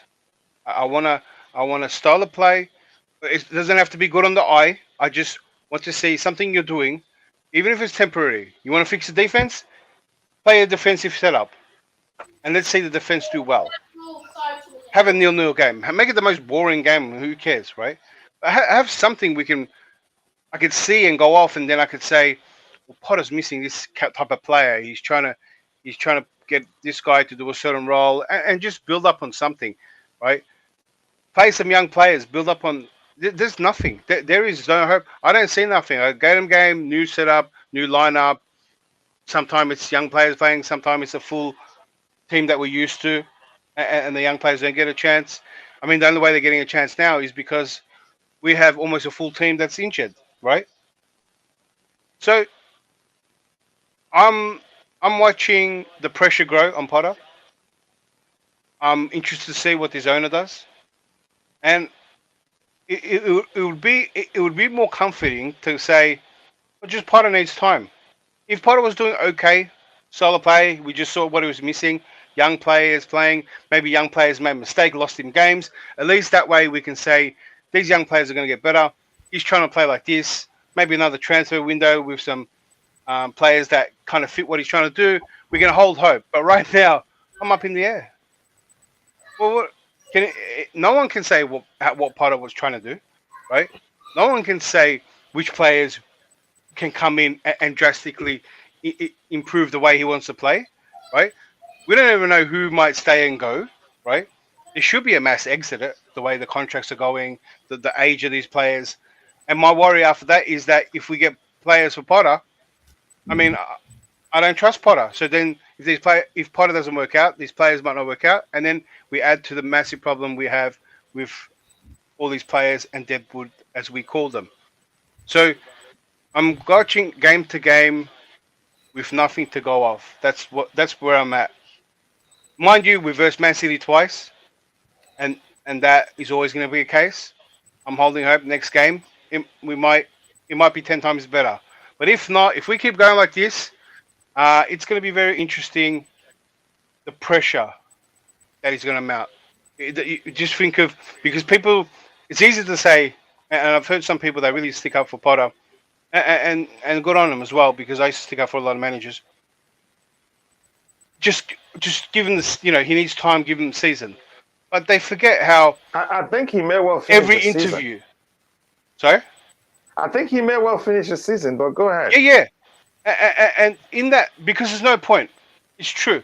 There's no point sacking him now. There's nothing to salvage, if that makes sense. But if that's the case, yeah, why isn't he playing, some younger players? Like, at least give them the chance, or why not try something? Try play the way you actually want to play. Do you know what I mean? Even if you thought it was risky, you have nothing to lose if that's the case. If he has the season, you have nothing to lose. go do it then. But what's going to happen is, and people and some of the people that stick up for him forget, is that every interview is going to get pressed, every news report, and every record that he breaks, every losing record, every bad record that he breaks is going to be brought up. Fans are going to boo, right? The fans are going to put pressure. You telling me all this, and you know they're going to be all right? The owner has to do two ways. You either sack him or you come out and you say, "This is my man," and then the fans aren't going to blame Potter anymore. The fans are they're going to boo at Bowley when he's there at the stand, right? Players are going to scream, fans are going to scream at him, and then Bowley's name is going to be brought into it as well, right? And that's how it should go. And we're in January. I mean, this is early days. People forget how many games are back to back. It's non-stop, right? These games are non-stop. So when constant bad results, we're just going to get worse. We don't even have time to relax. We don't even, like now, everyone's emotional, yeah? And usually maybe the next day or two, you calm down and then you think about it. Maybe it wasn't as bad, right? But the way, because of the World Cup, it doesn't give you that chance. There's games every 3 days, right? You're going to be upset, emotional before you have time to think logically, right? The next game comes, and it's going to make you upset again if we lose that game and do the same thing. It's going to be a momentum. It's going to be more. You can call it toxic. It's going to be more, upset. Then everyone's going to be more angry because it's going to come. It's going to be back to back records. Everyone's going to be out. Every news is going to hold momentum. This many games lost. This many minutes with this, and people forget about all this stuff. This is what's been happening for, especially the last, easy the last decade. How news is the outrage. Everyone loves it, and we're not used to it. Chelsea fans aren't used to this because anytime this happened, a manager got sacked. So we're not used to just write it off, give it to I'm really having a headache right now. Go ahead, Declan. I'm waiting for you. I've gone off for a bit long, but that is. No, I'm not saying you've gone too long. I'm just saying how I'm feeling. Really, just again. When did you drop?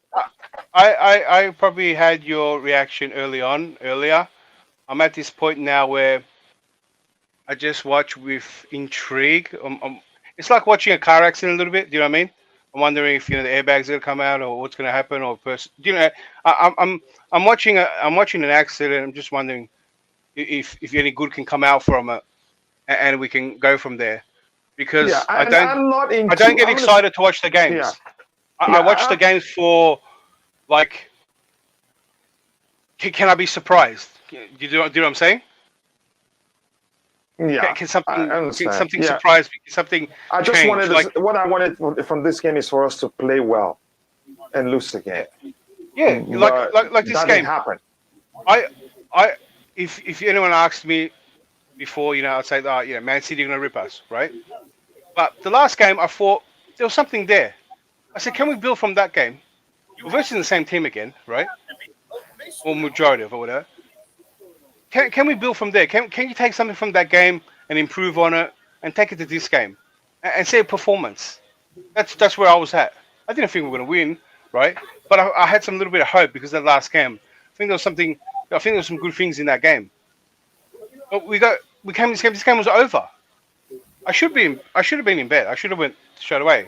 I'm like this guy. It's 5:30 now. a.m. in the morning. Like I should have just at 2-3-0. I should have just said, "All right, see you later." Yeah, and good luck sleeping well. Yeah, you can't sleep. I'm really active, so I'm just what's going on.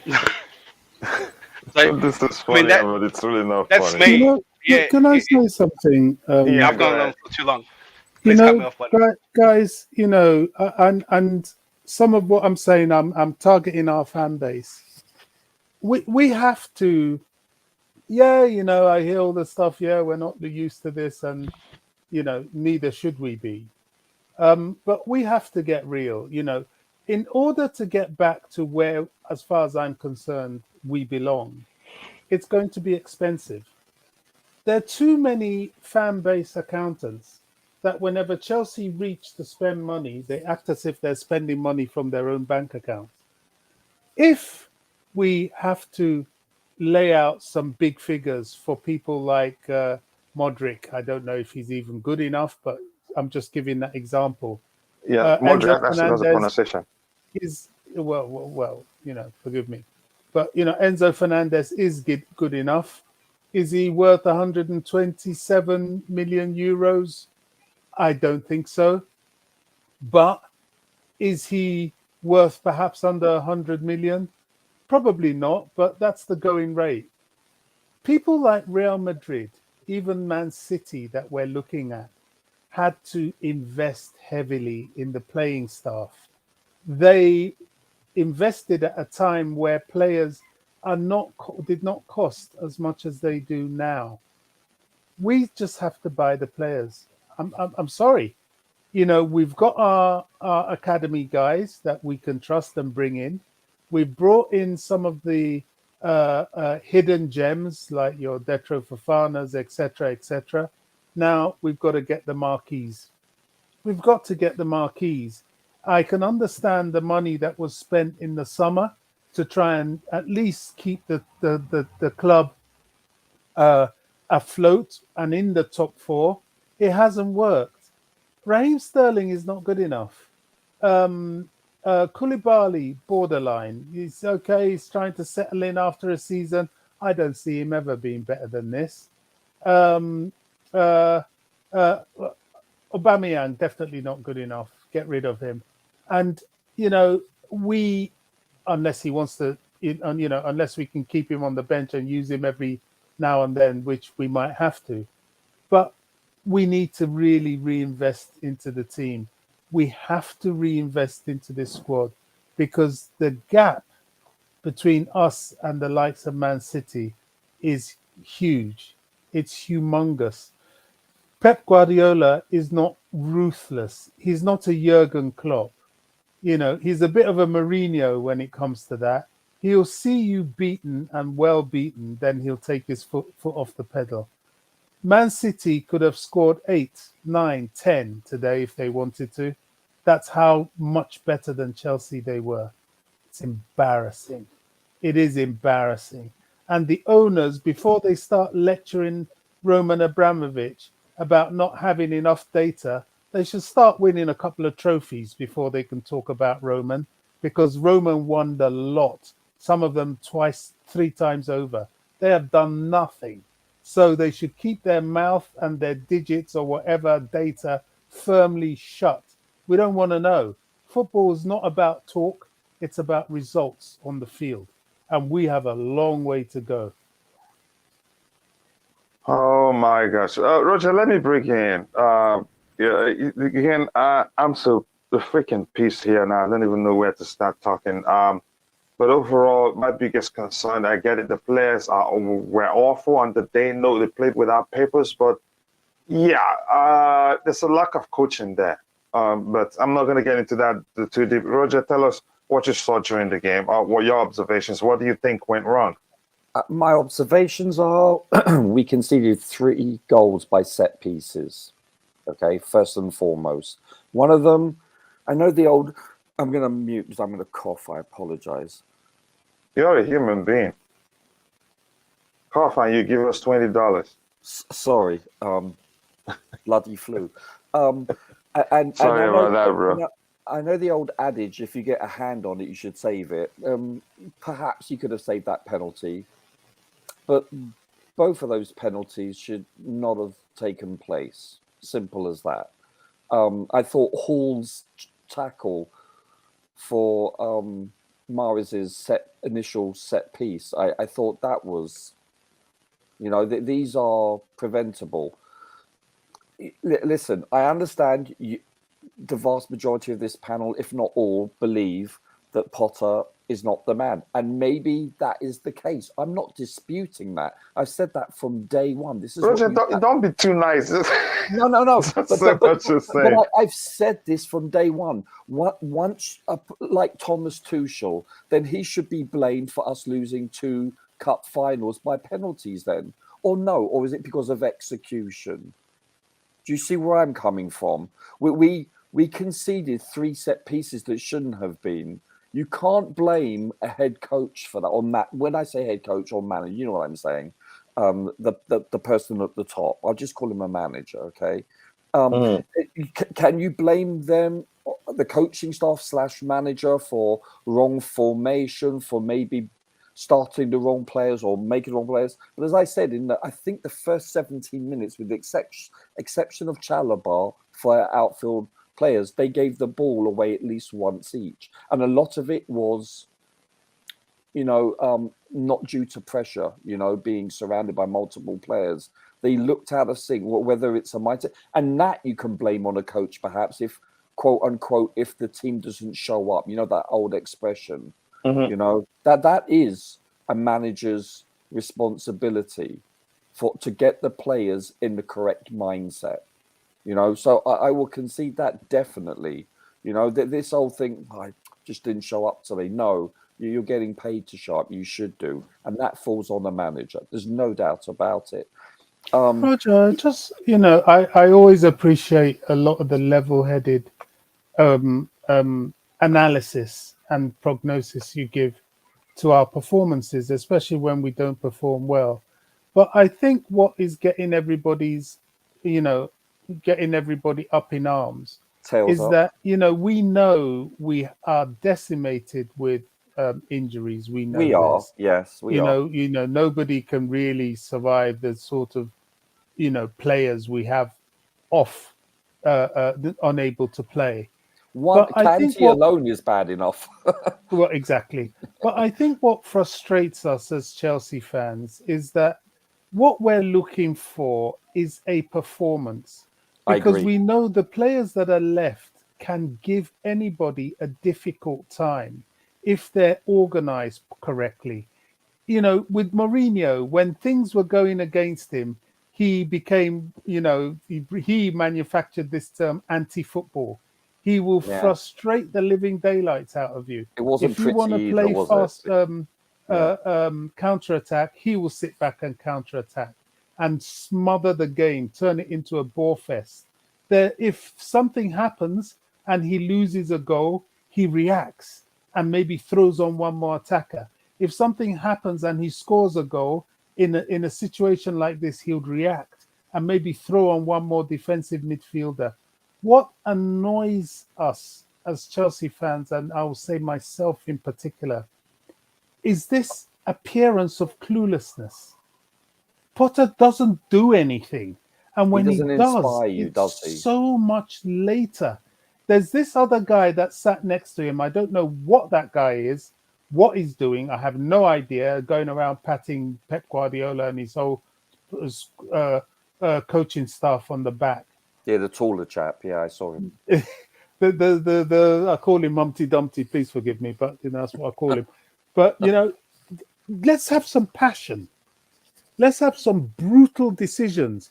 It's all very well, getting annoyed at the media and then you suddenly play Mason Mount. Mason Mount, for whatever reason, has not been doing it. Show some balls as the manager. Mason, right, you're on the bench. Gallagher, you play. If you're not going to really do it, you're on the bench. Chukwuemeka, on. That sort of guts. I mean, remember when... Stir it up. When Jose Mourinho subbed, was it Joe Cole? He brought Joe Cole on, got pissed at Joe Cole, took him off before halftime. All within one half. He brought him on, then took him off before halftime. Remember? He humiliated him. Yeah. But that's Mourinho. He will mess you up if you're not performing. And that's what we need. Go and cross Pep Guardiola. Cross him and see what happened to you. You live in the club straight away. You're never going to play for the club again. Just if you ask, do that to Pep. Or for a long time. We had. What's his name? The England #1 at one point. Joe Hart. Look what he did to Joe Hart. Ruthlessness. We got this passive, almost overtly genteel coach. This is football. It can be brutal sometimes at this level. Let's see some fight. There was nothing. We went down in one of the most embarrassing ways I've seen Chelsea be defeated since the 1990s. Honestly, I've never seen such a shambles in such a long time. I don't know. If he survives this, then, well, I know that the owners have a lot of unnecessary So pride. can I ask the whole panel level-headedly and honestly and address it? Please don't conflate. I think I'm level now. Go ahead. I want to ask a question. I want it addressed. Okay. Yeah, get him out, Roger. Yeah, that's irrelevant. He's fired today. I have no problem with it. You know, I had a problem with us losing Frank and then losing Tuchel, especially Tuchel because of his credentials. No, not as much, but irrelevant. But my question is, Roger, can I get this quickly from the Beautiful game? Sure, of course. Just this one alone. Potter has been thrown in a hole that he cannot get himself out of. And what makes it worse is that the fact that he's the one digging. Go ahead. When you find yourself in a hole, don't dig anymore. Yeah. Go ahead, Roger. No, the thing is, it's like, but you look at Koulibaly, and listen, he comes to this club with massive credentials. You know, massive. I mean, he's considered one of the top players, defensive players, I should say, in Europe. But look what he did today. He was, for all intents and purposes, responsible for 2 goals. You know, I mean, he got turned around, you know, on the 3rd goal, I think it was. And can I ask you this quickly, Roger? When you're ready, go ahead. I want you chaps to address what I'm asking is why is there no, shall we say, what's the word I'm looking for? Accountability put on the players also. Because don't forget, as I keep on saying, once they cross that line, the players, they are the ones that have to execute. It's all about execution. Just ask England when our number 9 put the ball over. You can't blame the manager for Tottenham number 9 missing a penalty. Do you understand? We are pointing well, I don't hear it. All I hear is bloody Potter this. Now let's say we had Pep as our manager today and we've done this. I don't want to hear Pep getting castrated from it verbally. But these guys don't pick themselves. No, you know, and they don't organize their tactics on the field. You know, but they do tackle. They do tackle. There's such a thing as in-game management. Sure, and they do tackle though. They do execute. They do miss shots. This is what I'm trying to say. Yeah, and we slate them for it. I have never attacked Mount and Gallagher so much as I have today. I've attacked Koulibaly today. Gallagher was poor today. You know, I've attacked Koulibaly today. I think he was this horrible is the worst game I think this is the worst game he had. You know, and of course, Jorginho, you know what I think about him. Yeah, ditto, you know? ditto. So I don't think, but ultimately, in the situation we're in, the tactics comes from the manager. Now, if he came out and said, right, we're in trouble, let's start the game with 10 men behind the ball, I would understand it. But it's like there's nothing. Nobody knows what we're doing. I don't think he does either. And it doesn't help the situation. Maybe when we've all calmed down, especially me, because I'm so angry. Yeah, I'm disappointed as hell. I hate seeing my club lose, not to mention humiliated like this. Yeah, I believe today we were humiliated. Yeah. Humiliated. City have put 5 goals past us in 2 matches without conceding 1. And today it could have been more than that. And that's what concerns me, because I think we're a great club. Today we played like a relegation club. It's disturbing stuff. Well, and the other thing is, don't forget, 3 out of the 4 were set pieces. And this is preventable. This is poor execution with the tackling. All of them. It was pathetic. Also, the fact that they part, like in the second half, when there was 4 of them on the left side, it was just mindless passing. It looked like a drill, like they're on a practice thing. It was, I don't know, I was disappointed with. And you know what? Today is, if anyone had any doubts about poor Aspie not having any legs anymore, when he received that ball and he couldn't go past anyone, bless him. He is really, I love the chap. He's been an amazing servant for us, but he has no legs, bless him. Another thing, Roger, is that today I think today is the last day of tolerating the midfield. The owners have to really splash the cash there. Moise Casido, we need an entire set of midfielders. Because so what did you we've think of got now is not good Sakari enough. today? I don't know about you chaps, but each and every time I've watched Zakaria play for us, he seems to be, well, with the exception of Silva. And by the way, this is something, and I apologise if I've missed it because I missed virtually most of this show because I was watching the game. But this is what you get when we play without Silva. This is because we lost Rudiger, we lost Christensen, and we decided to, and you have to rest the poor chap, Silva. This is what you get when you don't have a Kante, a Reece, a Silva. This is another thing we have to address. We've asked ourselves this year earlier. I remember, Coach, we've said it. Thank God we have Silva. Thank God, because he is our best player of the year so far. Do you remember us saying we don't have to, again we shouldn't overplay him because if he gets injured, the problem with quadruple. Had he been on the pitch, even though he's not a midfielder, he's not an attacker, but he influences the game deep from the defensive line. Silva, you mean, yes? Yeah, that's how important he is to this team. And gentlemen, I actually didn't want him to come here because I thought he was too old. I was thinking when he was 35 or 36 at the time, I'm like, why are we getting him? He's going to be useless for us. He's over the hill. And boy, was I wrong, because I know I will say this, but he's truly a Rolls Royce of a player. He is an elite, great player. And without him, each and every time he doesn't, put on the boots for us, this is what you get. We are inept without him too. Yeah. This is another factor. Just a bit. Let me go ahead, Bobby. I wanted to catch up with what we have in the chat and come back to the panel. No, I totally agree with Roger. I was exactly the same. I was like, what are we doing getting this old man into the club? Were you really? Boy, was I wrong. Oh, yeah, Bobby was very vocal. Yeah, so was I. Well, I didn't know boy, you was I wrong. at the time, but that's what I was thinking.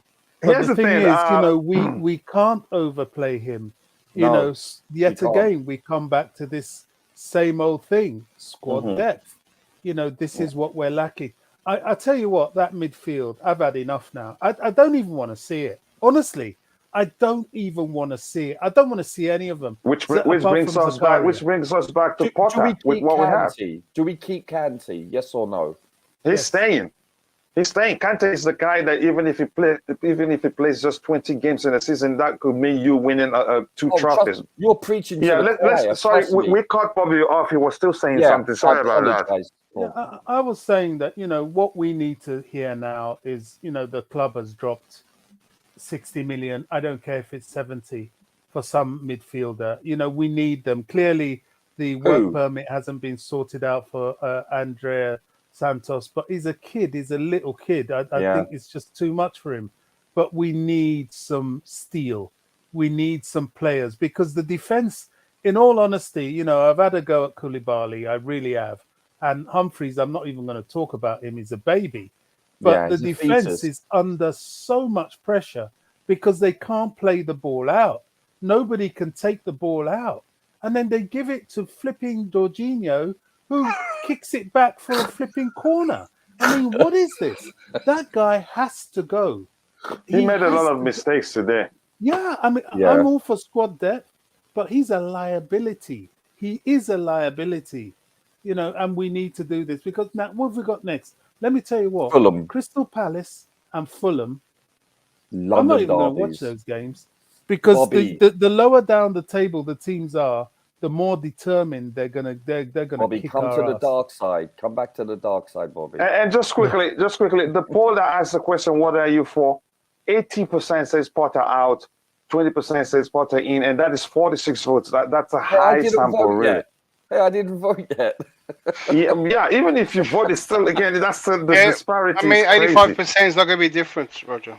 Hey, I need to get some email accounts and then log in. So another thing, look at Thiago Silva's wife. Look at her tweet here. I just think that going back or looking for solutions when you take a hasty and totally wrong attitude is not wrong. So can I ask you a question? Who do we choose for midfield? we've seen the best pairing that we haven't seen that for a while now. It is Zakaria and Kovacic, and played them centrally. And it really didn't look like it was a 4-3-3, really. I paid attention quite where it looked like it was a 4-3-3. And it doesn't work, which brings me back to my argument. It doesn't look like Potter is learning. That was the same mistake we made. What team was that we drew 1-1? Even though the game before that one, where he played again, where we had a twin six, and with Zakaria there, we played better. And then he went and played Jorginho alone the next one. And then again, this one, he played Jorginho alone again, and see how badly he played. I totally agree with you. Jorginho is not a single pivot. You might as well put a 4-year-old there. Oh, you know what, though? Also, and I keep on repeating this, is the fact that the last X amount of years, it's quite a substantial amount, we have had defensive players that could score, like an Alonso. In one calendar year, he was the Premier League's leading scorer, and in the season also, he's clinical. Then you look at the back, you have a Cahill, you have a Terry, you have a Zuma. These people aerially are good and clinical in the air. We haven't had that the last X amount of years. We just haven't. And that shows you need to contribute with your aerial attributes from defense when you're having a corner, either defensively or when you're attacking. And that hasn't been the case. We have lacked that aerial ability. This is showing, because we used to always chip in. Since who was the Spanish/Brazilian number 9 we had? That's like 4 or 5 years ago. Since we've lost him, guess what? We've had to depend on the whole squad as an entity chipping in individually. But that has yet to transpire in the last couple of years, even under Tuchel and Lampard. Now we lost Rudiger, who was our last main attribute of someone chipping in, an Alonso defensively. They're gone now. I don't see anyone in our back line as a 5, 6, 7 goal a year player. I don't see anyone in our back line as a 5, 6, 7 goal a year player. Yeah, where are we getting the feedback from? You were actually talking about Thiago Costa.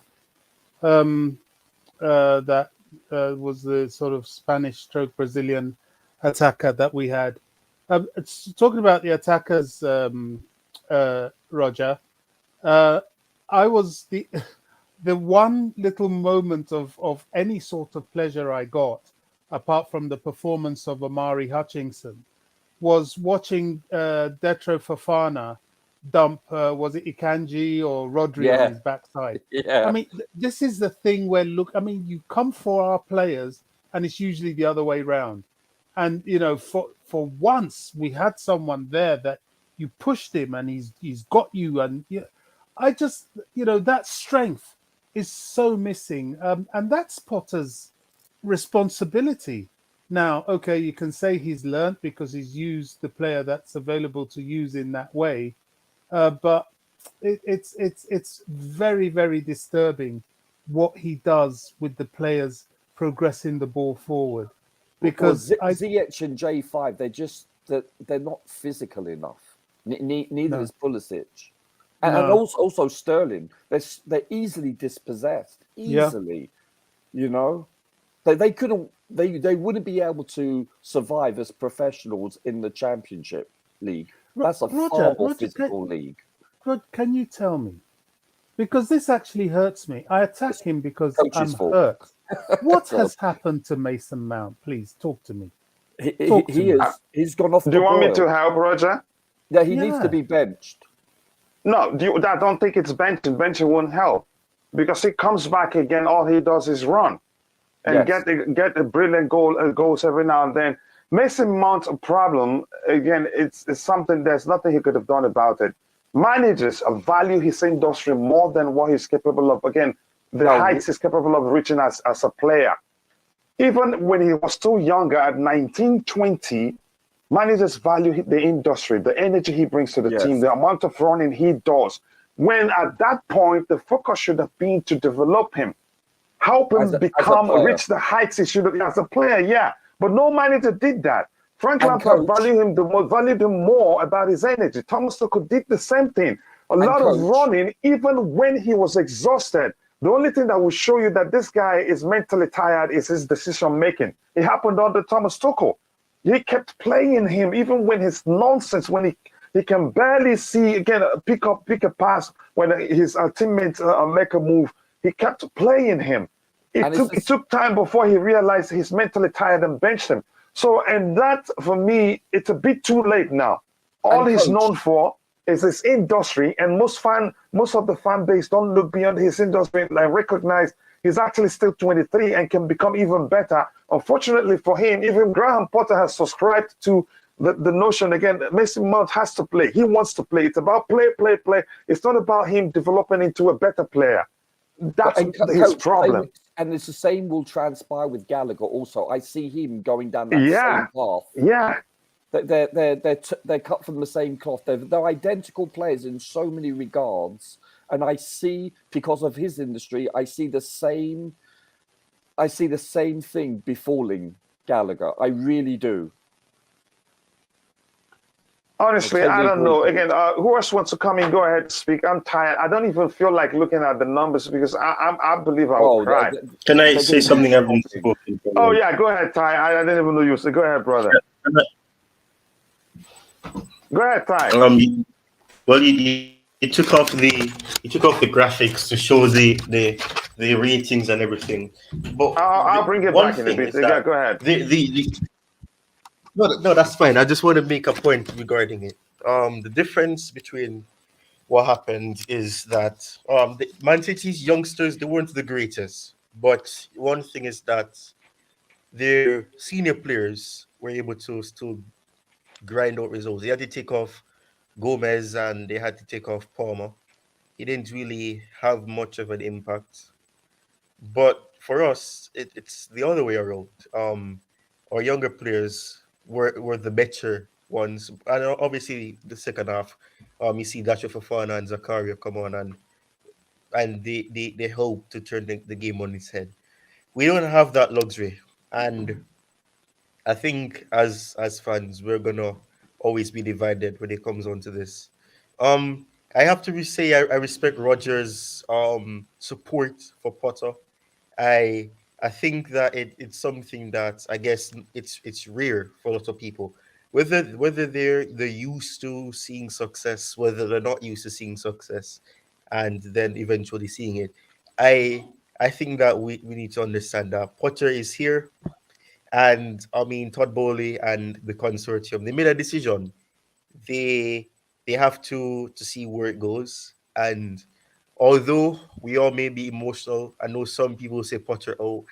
I can't say I'm Potter out because I wasn't expecting any difference. Yes, there's a big issue with this squad, and I think people will always remember that. And I think it's also important that we understand that this squad may be filled with injuries, but we can do better and we should be doing better. I agree. But we can't. We really can't because these players they look demotivated. And I know Potter just and said that's Potter's fault. Yeah, and well, I don't know. Potter is... Yeah, it is. It's a coach's responsibility to get the team prepared to play mentally. Yeah, as much as I defend him, that is indefensible, in my opinion. Yeah, and Roger, you can't cease to amaze me. What sort of lawyer are you, really? Because it's the truth. No, I'm just kidding. I'm just kidding. After all, you're one of the first people that were arguing when we had that unbeaten run that we have a lot of problems. Yes. Most people weren't paying attention. They were just raving about the unbeaten run. Go ahead, Ty. Sorry, Ty. So, even in this post-match interview, he'll say that he's been working with the team, and he's saying that they're probably the worst opponent to be playing when things are not going your way and everything, and they make you look like you're not trying. And he's saying he's trying, and I would like to give him the benefit of the doubt that he's trying. I wouldn't say it's fair to think he isn't.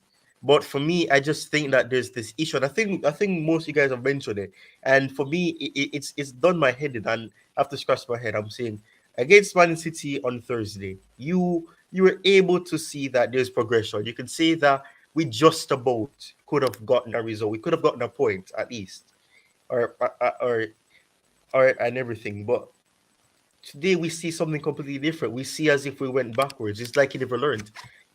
Dropping Zakaria, even if you have to rest him, fine, you can do that, but you can take him off. Start him, take him off at a certain time, and you see what happens.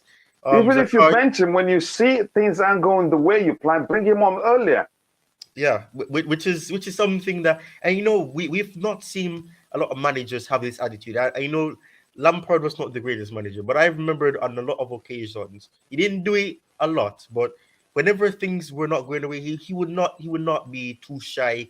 He would be ruthless. He would take up praise. I remember against Arsenal when we were losing 1-0 back in the first season. He took off Emerson immediately after he made a mistake and Aubameyang scored. He took him off immediately, and after that we came with a fight and we end up winning the game 2-1 at full time.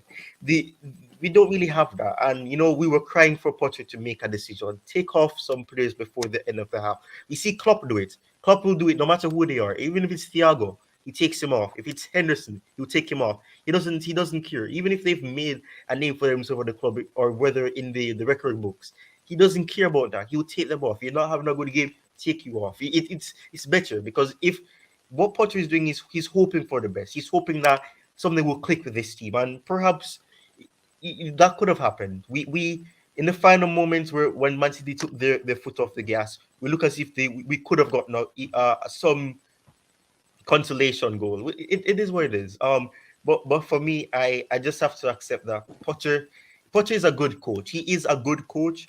The thing is he good enough to be good enough for Chelsea? I'm not sure about that. I still think it's too early. He's not had a squad of players where you can say I can make a decision. Yes, with what he has. But you know what? We've been eliminated from the cup.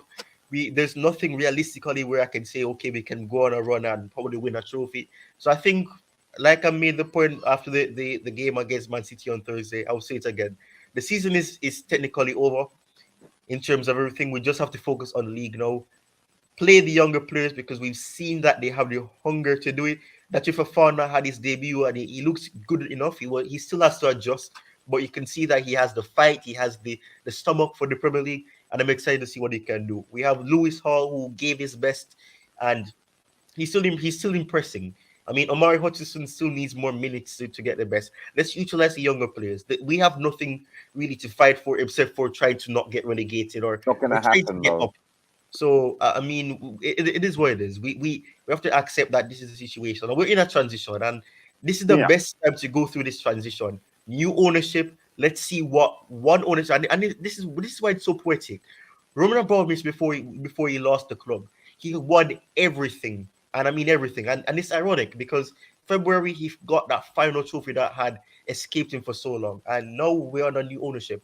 Let's see if they can continue the history of the trophies we've won, and it's going to start from scratch. We'd have to start over with a new squad, a new manager, and we have a new ownership. So let's see what happens. Let's see if they can repeat that history and get us to trophies that are still possible. But we will have to accept that we're in this situation. We're in a transition. It won't be easy, and we'll see moments like this where we're frustrated, disappointed. We're going to have to go to sleep feeling disheartened and feel pain.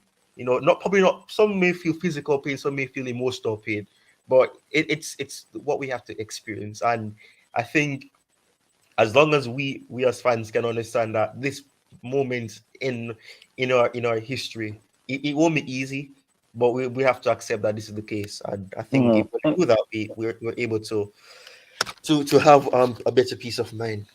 Here's something I've always said. I even if again I don't know about the process anymore, I can't just again hop on a bus that I don't know the direction it's going. What I want to say quickly right now, we can't die again during the duration of the process. We cannot die. We have to be strategic about it, and it would not be strategic really. I don't know what else to say. I'm losing my mind really. But that's by the way. I'm going to catch up with what we have in the chat. And this year, one thing I wanted to say, he may have a degree in, again, what's it called, psychology or emotional intelligence. Yeah, emotional intelligence. Both. Yeah, both. but he's not a good orator. I don't know if that's the correct term for it. Yeah, no, you're right. He's not inspiring. A lot of critics are saying. No, if anything, he says something that gets him into trouble all the time. Something that people will take and run with, and it becomes negative, even when that wasn't what he meant, if we're being honest. It is concerning, really. And I have to say something we've already talked about. Ty already talked about that.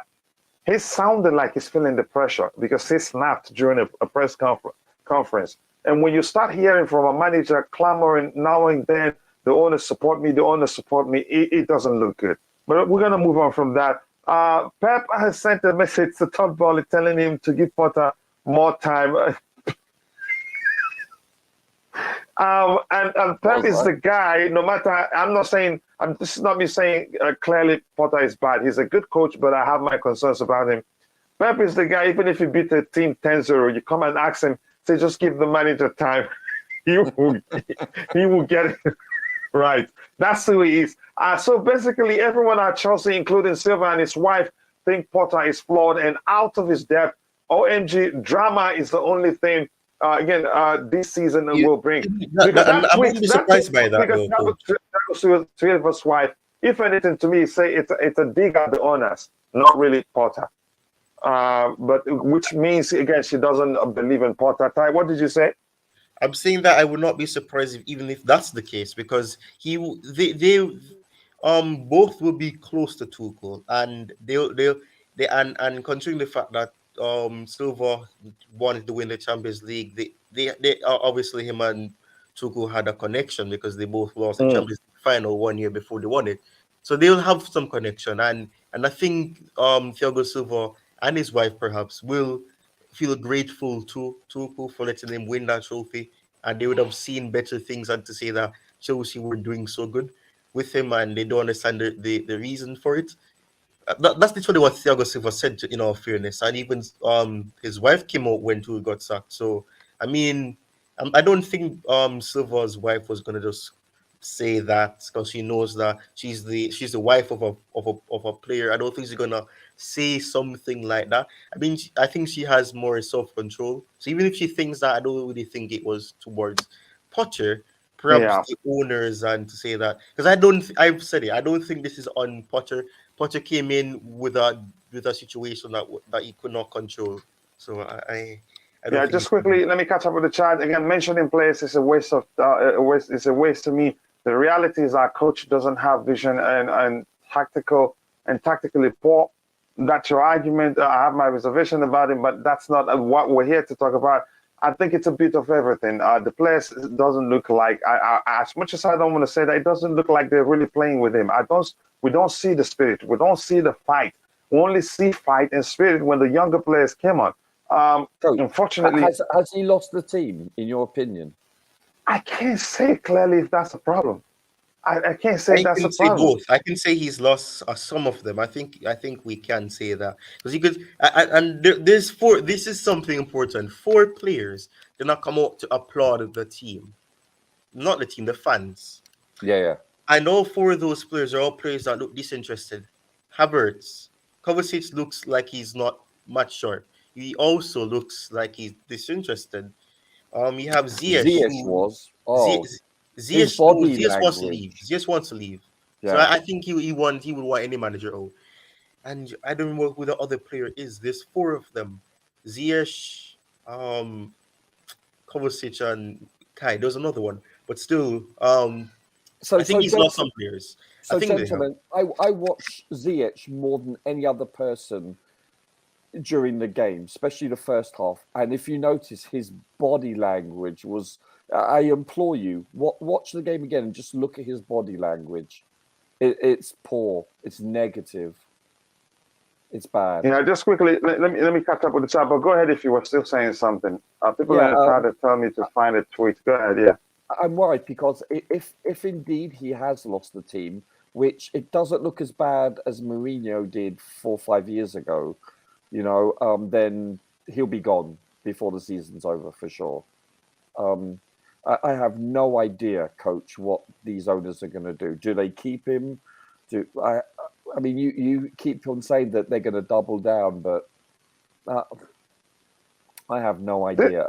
This wasn't actually Pice wasn't actually joking. Pep Guardiola this said, "Oh man, will become a joke really." But let me catch up with the chat. But that's by the way, he has no rights to be the one to tell.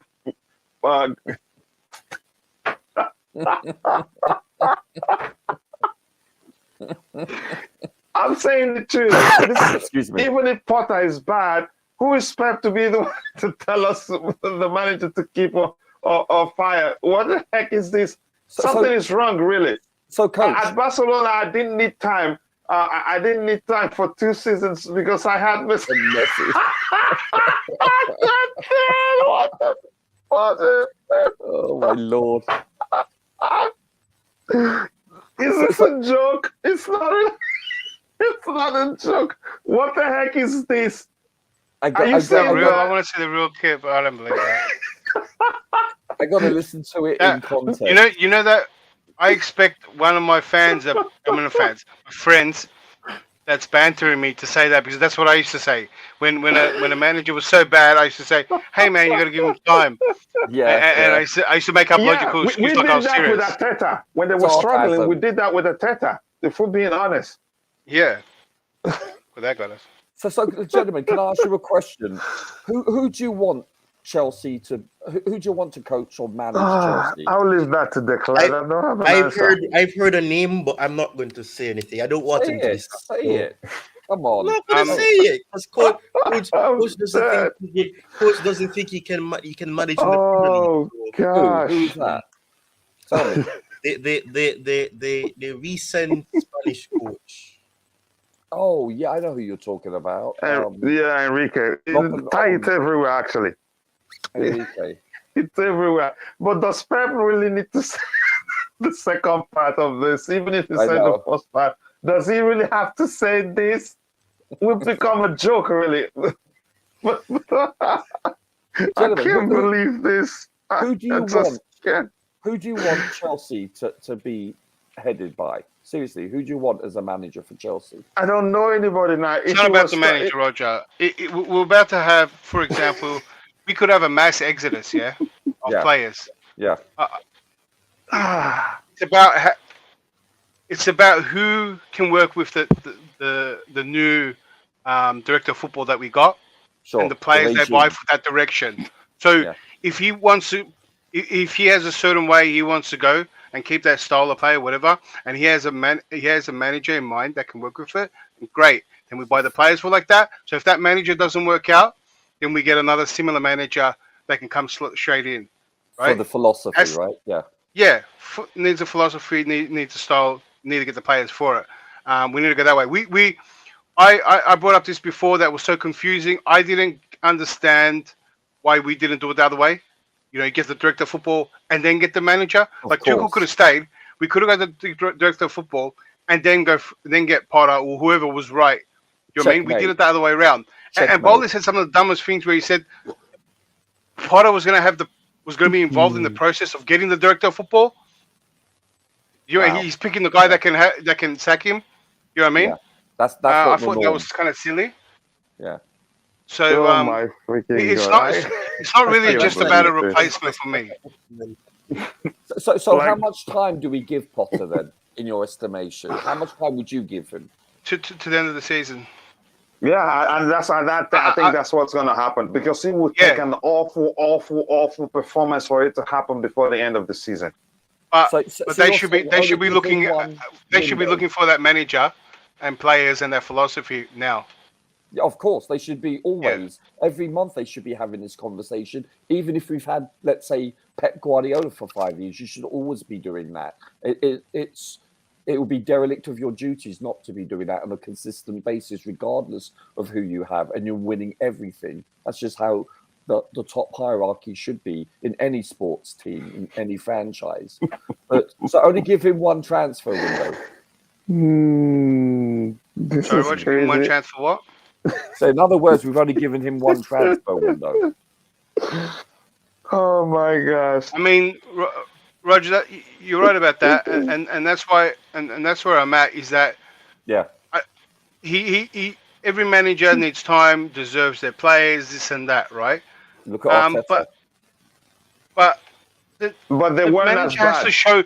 He has to show something. Do you know what I mean? Like a manager could come in and get something out of bad players.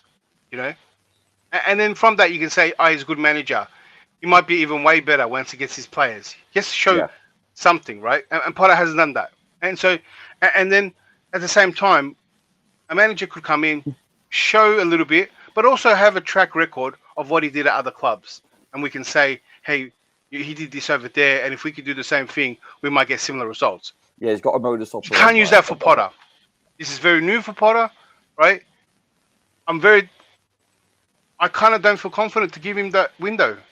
Because if it doesn't work out, I mean, those players are here. And it adds to part of the problem. It just makes it worse for the next managers to come in. And we add it to the pile of players that we're complaining about already.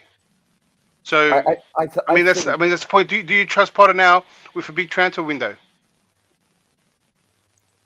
I don't think we should be going after and spending hundreds of millions of pounds in this window, personally, per se. I think we should continue with what we've got because, for all intents and purposes, all these injured players should be coming back in the next month or so, if I'm not mistaken, assuming we don't have any more injuries.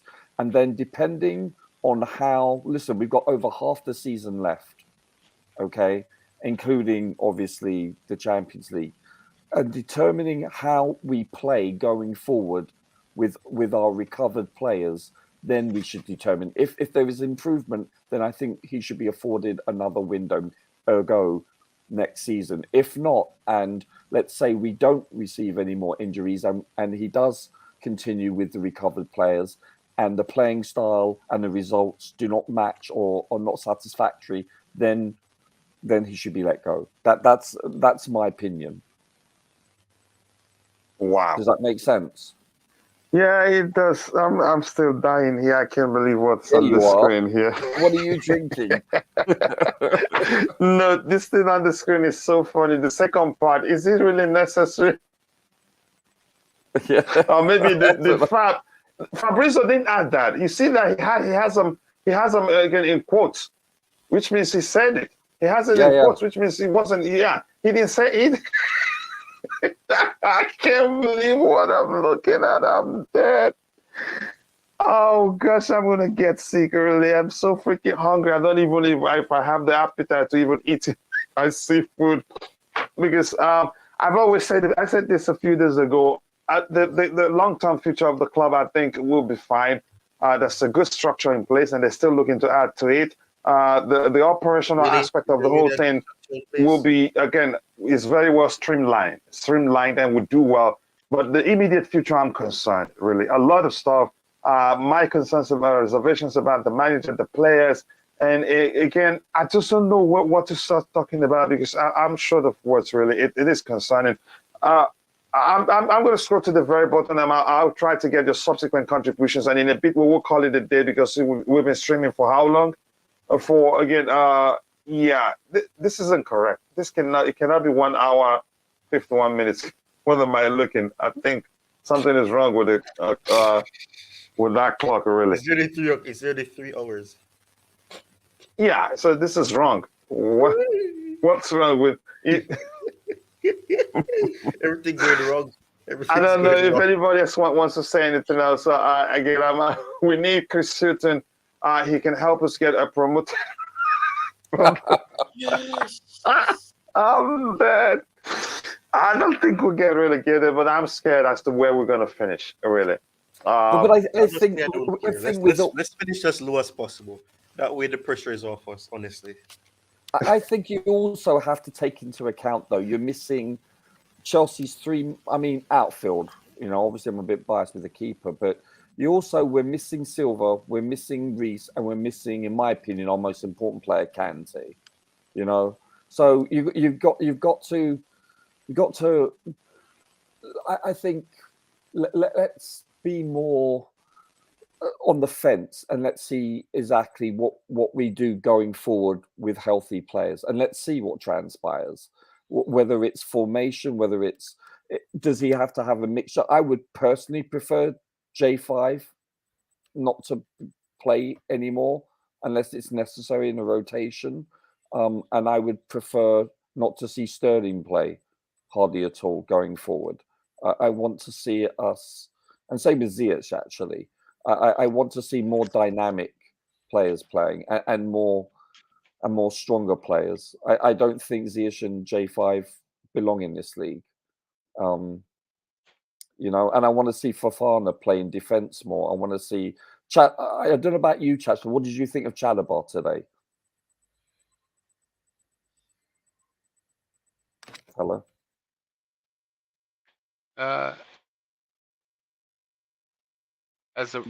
Maybe it's part of the problem as a right back. Yeah, yeah. But then in the back three in the second half, what did you think of him? Yeah, he was all right. I mean, do you rate him? I do. I really do. I do. It's just it's hard to compare for me, is because I don't the way. I mean, you're 3-0. Man City was just content, and they didn't give him a good test. That's probably what I'm saying. For me to say, oh, he had a great game. I just think he probably looked better because Man City made him look better because they didn't care. They took the foot off the accelerator in the second half. You can tell. They you know, if they were 1-0 down, they wouldn't be playing in that fashion, in that style, with that lack of intensity in the second half. I totally agree. But I really rate him. I'm not putting him in the same echelon as a Silva, but for a very young player, I think he's been a pleasant surprise since his debut. I really do. I want to see Fofana play more, also defensive Fofana.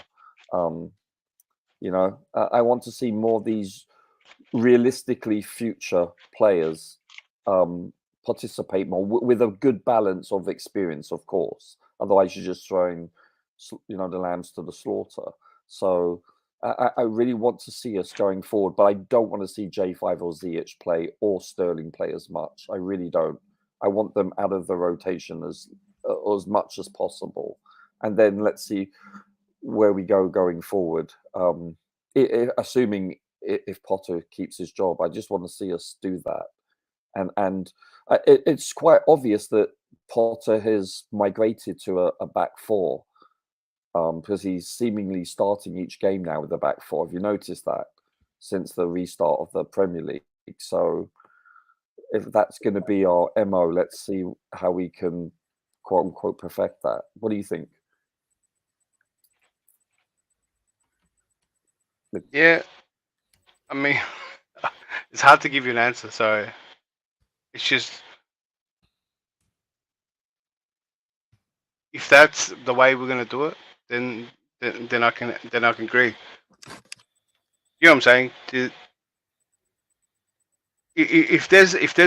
you can tell me the way we're gonna play, and I could say, no, I get it. I also want to see. You know what I'm saying? I can't say this is how we're gonna go forward. I can't even commit to Zakaria. Do you know what I mean? Because do we need that type of player? You know what I'm saying? Are we going to play in a way that we need that player? Yeah, that's a good question, actually. But I think so to a certain extent. Well, what we don't know what the future holds, so be careful. I think we need to extend Kante's contract, assuming he can play and succeed going forward post surgery. I think if you have, for instance, if you have Kova in the rotation with Kante and Zakaria, I think that's pretty decent. It's not bad. You know, my only concern is Kante's health. Is this hamstring surgery successful? Assuming it is, then I think Zakaria is. Would you say he's good enough to play for Chelsea? I think so. Zakaria? Yeah. Yeah, it comes down to the way we're playing. Do you know what I mean? Sure. Which formation and how do we use them? I get that, but I think maybe if we played like Tuchel, do you know what I mean? I mean, we might have thrived. He's the type of player that certain systems need, but at the same time, it's such an importance he might fall short as well.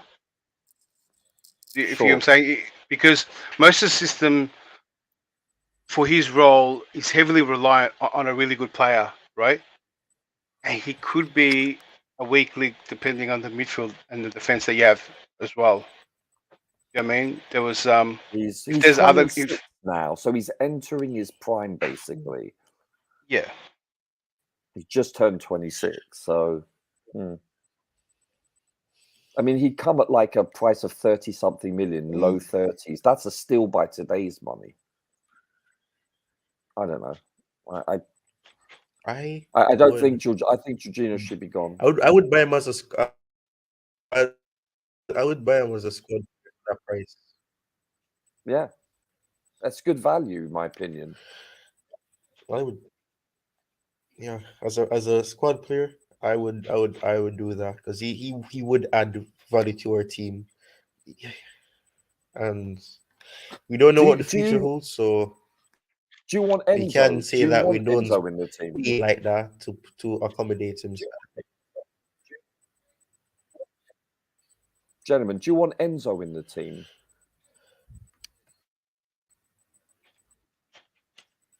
Not for 127 Enzo Lefebvre and Enzo Fernandez. Enzo. So it's too much money. It's way too much. Do you want Rice? What about Rice? I think Rice will be good. I think Rice is entering that 2-year, wants to leave. Oh my God! I think Rice you can get on a decent price. I've heard rumors of 70 million. He'll go for 70 next summer.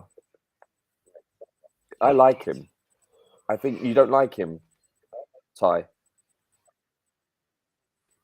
I like him. I don't think he's what we need, but I mean, look, he's a long-term club interest, so I can't do anything about it. We don't know what we need. Well, we need a new midfield, that's for sure, because our defense is so. I mean, any defense without we definitely know that we need that. Yeah, I think that's with the exception of a competing right back. I think midfield it should be our number one priority, more so than a number 9, because it's the engine, the midfield, and I don't know. It's the players we have there, with the exception of Kante, and I do like Kova a lot, but the rest aren't worthy of wearing a Chelsea jersey. I mean that politely, but it's the truth. I mean, I think Loftus-Cheek will be gone. I mean, I like Carney. I want to see more of Carney. By the way, I know he's like a number 8, so to speak. What does everyone think of Carney? I know it's really early days. We don't have. You should have played this game. Yeah, no, I that's agree one with thing. That. Yeah, I would have played Carney instead of Mount, to be honest with you. I rate him from what I've seen so far, thus far. I think he's got a bright future. I mean, he's only 19. He's a fetus. I don't know. Yeah, someone like Carney should be playing. Do you know what I mean? Yes. In a season that looks written off. Because you look at Kova, he's 28, nearly 29. So our midfield they're long in the tooth, very 29 is still okay. Yeah, no, I know. But it's not young either. I mean, he's in his prime, and I like him a lot. Don't get me wrong. But we need to add 1 or 2 players in the midfield. I'm not sure about Enzo, especially for the price. I would like to see a Rice or someone of that ilk. Does that make sense? But I don't know.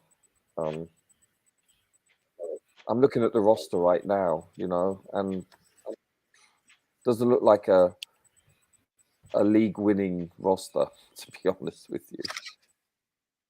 Tuchel did well to get a silverware 2 years ago. He really did. When you think about that roster. Wow.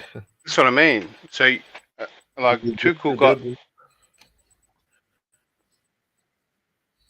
The worst he did in Cup was get to the quarterfinal, get eliminated by Real Madrid last year. That was his worst Cup performance. That's bloody impressive. That really is. You know. That's what I mean. Like, Tuchel didn't get his players. No, he's a world-class coach, and the fact that he's he got something out of, you know, I'm not gonna swear, but just out of a problem that we had. You know, we call shit players. Yeah. Right? That's how you go. You see that, and then it gives you confidence. Hey, he could do this with bad players and not his players. What if we gave him a team? You know, of how he wants to play. He could take us places. That's what I mean. That's what I say about Potter. Like, let's give him a team. Yeah, does everyone have confidence that he can really take us far?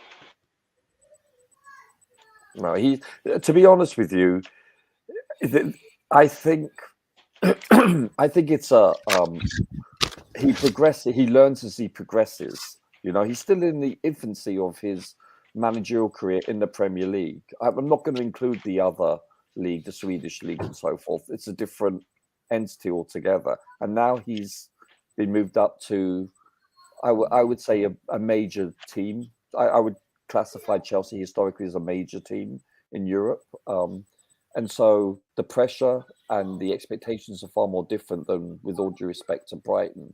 And so I was hoping that he would learn as the season or seasons progress, pretty much like I'm trying to think, you know, Ferguson did. You know, don't forget he did nothing for the first 3 or 4 years. Actually, I think he won once in his first 6 seasons. You know, and I think he got 1 FA Cup in his 3rd or 4th season. So I know those days are gone. You're not afforded the luxury of that amount of time anymore. But, you know, I was hoping that because he was perceived as a young and upcoming, you know, star coach for England that has a good football acumen with regards to strategy, X's and O's, so to speak. And so far, we've yet to see that for the most part. And I think I'm being fair in that analysis there. I don't know. It's hopefully, if we do keep him, that he does turn out to be the coach that we all hope he would have been. If not, then who replaces him? This is the question. I have no idea. I'd be surprised if he's let go before the season's over. I don't know. What do you think, Ty or Leclerc? You guys talk. If he's, sorry, mate, it's a bit like it's like familiar. And if he's let go, I mean, it's just for a manager to come in pretty early and maybe start helping with players that he might need. I don't see any other reason. You know what I mean? Do you think the owners double down? Do you think they keep? I think so. I'm starting to think that Bowley, because the decision that he made with Tuchel is kind of a little bit unique. I mean, have you ever seen manager get sacked so early at this level? I mean, I've seen it at a relegation level before, but there's still a lot of context. Do you know what I mean? This wasn't a footballing decision. This was a philosophy decision, from what I can tell. I don't think it was even a philosophy decision because we haven't seen a philosophy yet. Yeah. I think Bowley. Do you remember what we said about Tuchel? You remember how when he came in, he has falling outs with players. I think we might have an owner that is hard to work with, not the other way around. So this is very similar to Jerry Jones in the United States with the Dallas Cowboys. He came in and he sacked the only coach in the history of the Dallas Cowboys, you know, and he replaced him with his old college buddy. Seriously, they were roommates in college in Arkansas. And He was vilified for that. And this Bowley chap reminds me of him. And this was in 1989. And I'm getting flashbacks of that. Yeah, I think Bowley's reminding me something that Liverpool went through when the Fenway Group fought. Yeah. They had this mad formula that they could bring into the game, which was Moneyball. Right. It didn't work out. Yeah, they're very data-driven, aren't they? It set Liverpool back 5 seasons. Yeah. Right? Because baseballs are very data-driven, because they own the Red Sox, if I'm not mistaken, the Fenway Group, right? Baseball is very data-driven. Yeah. I mean, it's all about stats. It's such a statistical game. It's to the point it's ad nauseum. And football, meaning soccer, is not that much data-driven. It has progressed over the last few decades, don't get me wrong, but it's not to the extent of baseball. And I think they've tried to,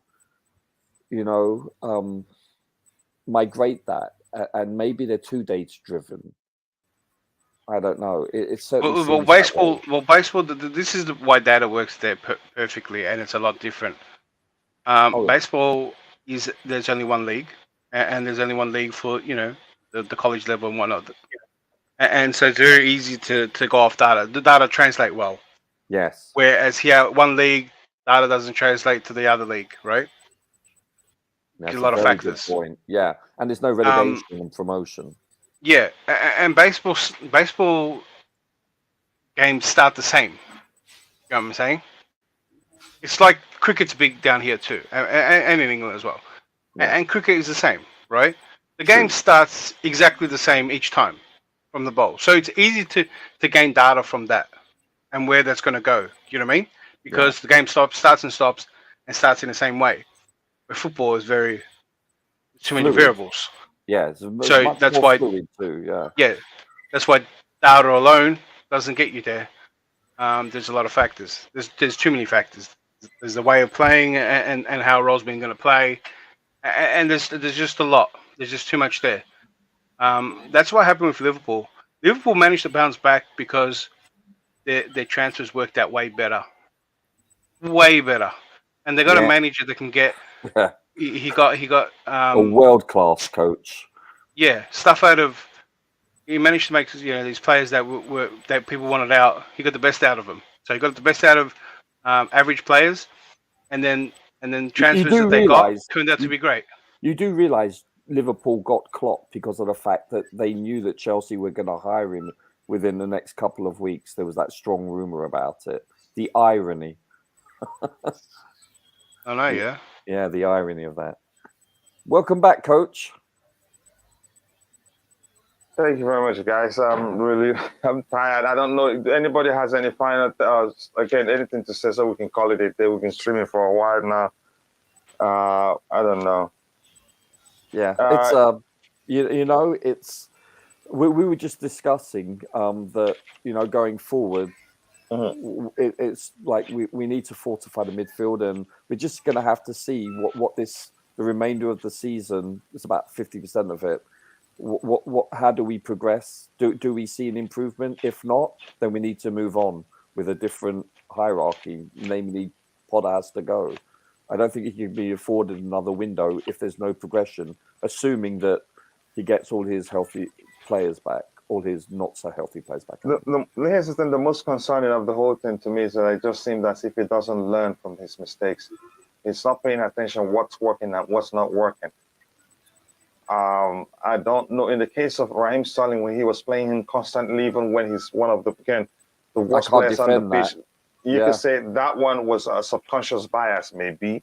But again, other than that, I don't get that. I just don't know. You can't justify.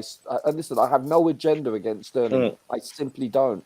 It's just that he was putrid, and yet there was no justification for him to start week in, week out, multiple times a week. I can't defend that. Yeah. Someone, please tell Bally, pay up, give Potter the 16 million. If that's the payoff fee, then they're never gonna fire him. And give him the boot. Enough is enough. Again, does anyone know any of the personalities behind the Fenway Group? Why do we have to know these clowns? I don't know. I don't know really. I'm being honest. Werner and Rudiger made J5. This is okay. Werner was really entertaining for fun. Very fast. They miss him. Okay, yeah, we all miss him, but he's never going to be consistent in the Premier League because a lot of teams defend deep. He needs to go to a league where he will always find space because he is only very effective where he can find space. This is basic. We don't need to debate the usefulness of data. Bally has no business criticizing a successful club when he delivered nothing. Now he's turned us into Brighton. Brighton is actually good. We're below Brighton. and they are both us on the table. Ouch. They are both us on the table, right? Yeah. Yes. So, yeah. I wish we was good as Brighton. Yeah, don't disrespect them. He's gone fast. Kuchila is tired, hardest working man around. I appreciate that. It is the team lost. I try to again stay as positive as I can, or just concentrate. But really, I'm tired and hungry because 3 shows in a row today. Coach, this was a huge step backwards, in my opinion. Not the result itself. I'm not talking about the scoreline. I'm talking about the product on the field, how we played. Oh yeah. That's what I'm talking about. It was horrible. After playing very well the 2 previous games, Coach, but again, it was uglier than some of my dates. Let's put it that way. Yeah, it is concerning. I want to say thank you to everyone. Declare, do you have anything else to add, or you're fine? Yeah, if anyone's got any breakfast recommendations, I might put it today. This seems more important at the moment. Ty, you have anything else to say? Fry up, mate. Fry up. Ty is the prophet of doom. He said it a few days before Thomas Tuchel was fired. I think, guys, with that, we've come to the natural end of the show. Thank you, guys, for finding the time to join. It's been a brilliant show and a good idea for Liam Lane for us to keep anything, again, what's it called again? Watch along when it's Chelsea. Let's keep it on Chelsea perspective. We can do watch along for other clubs on a soccer perspective. But thank you, Declan. It's been a minute, brother. I will find time to reach out to you. Roger, thanks so much. Ty, thanks so much. If you're in the chat, Liam Lane, who's definitely not here, Bernard Mambo Comedy, thank you so much. Bobby Fairview, thank you. Liam Lane, who was here before, thank you. The Prince and Fav Diazo, aka Boogeyman. Thank you all, people. Again, God bless us all. See you guys tomorrow, and bye. Ciao. Ready, Steve. Not by walk, good.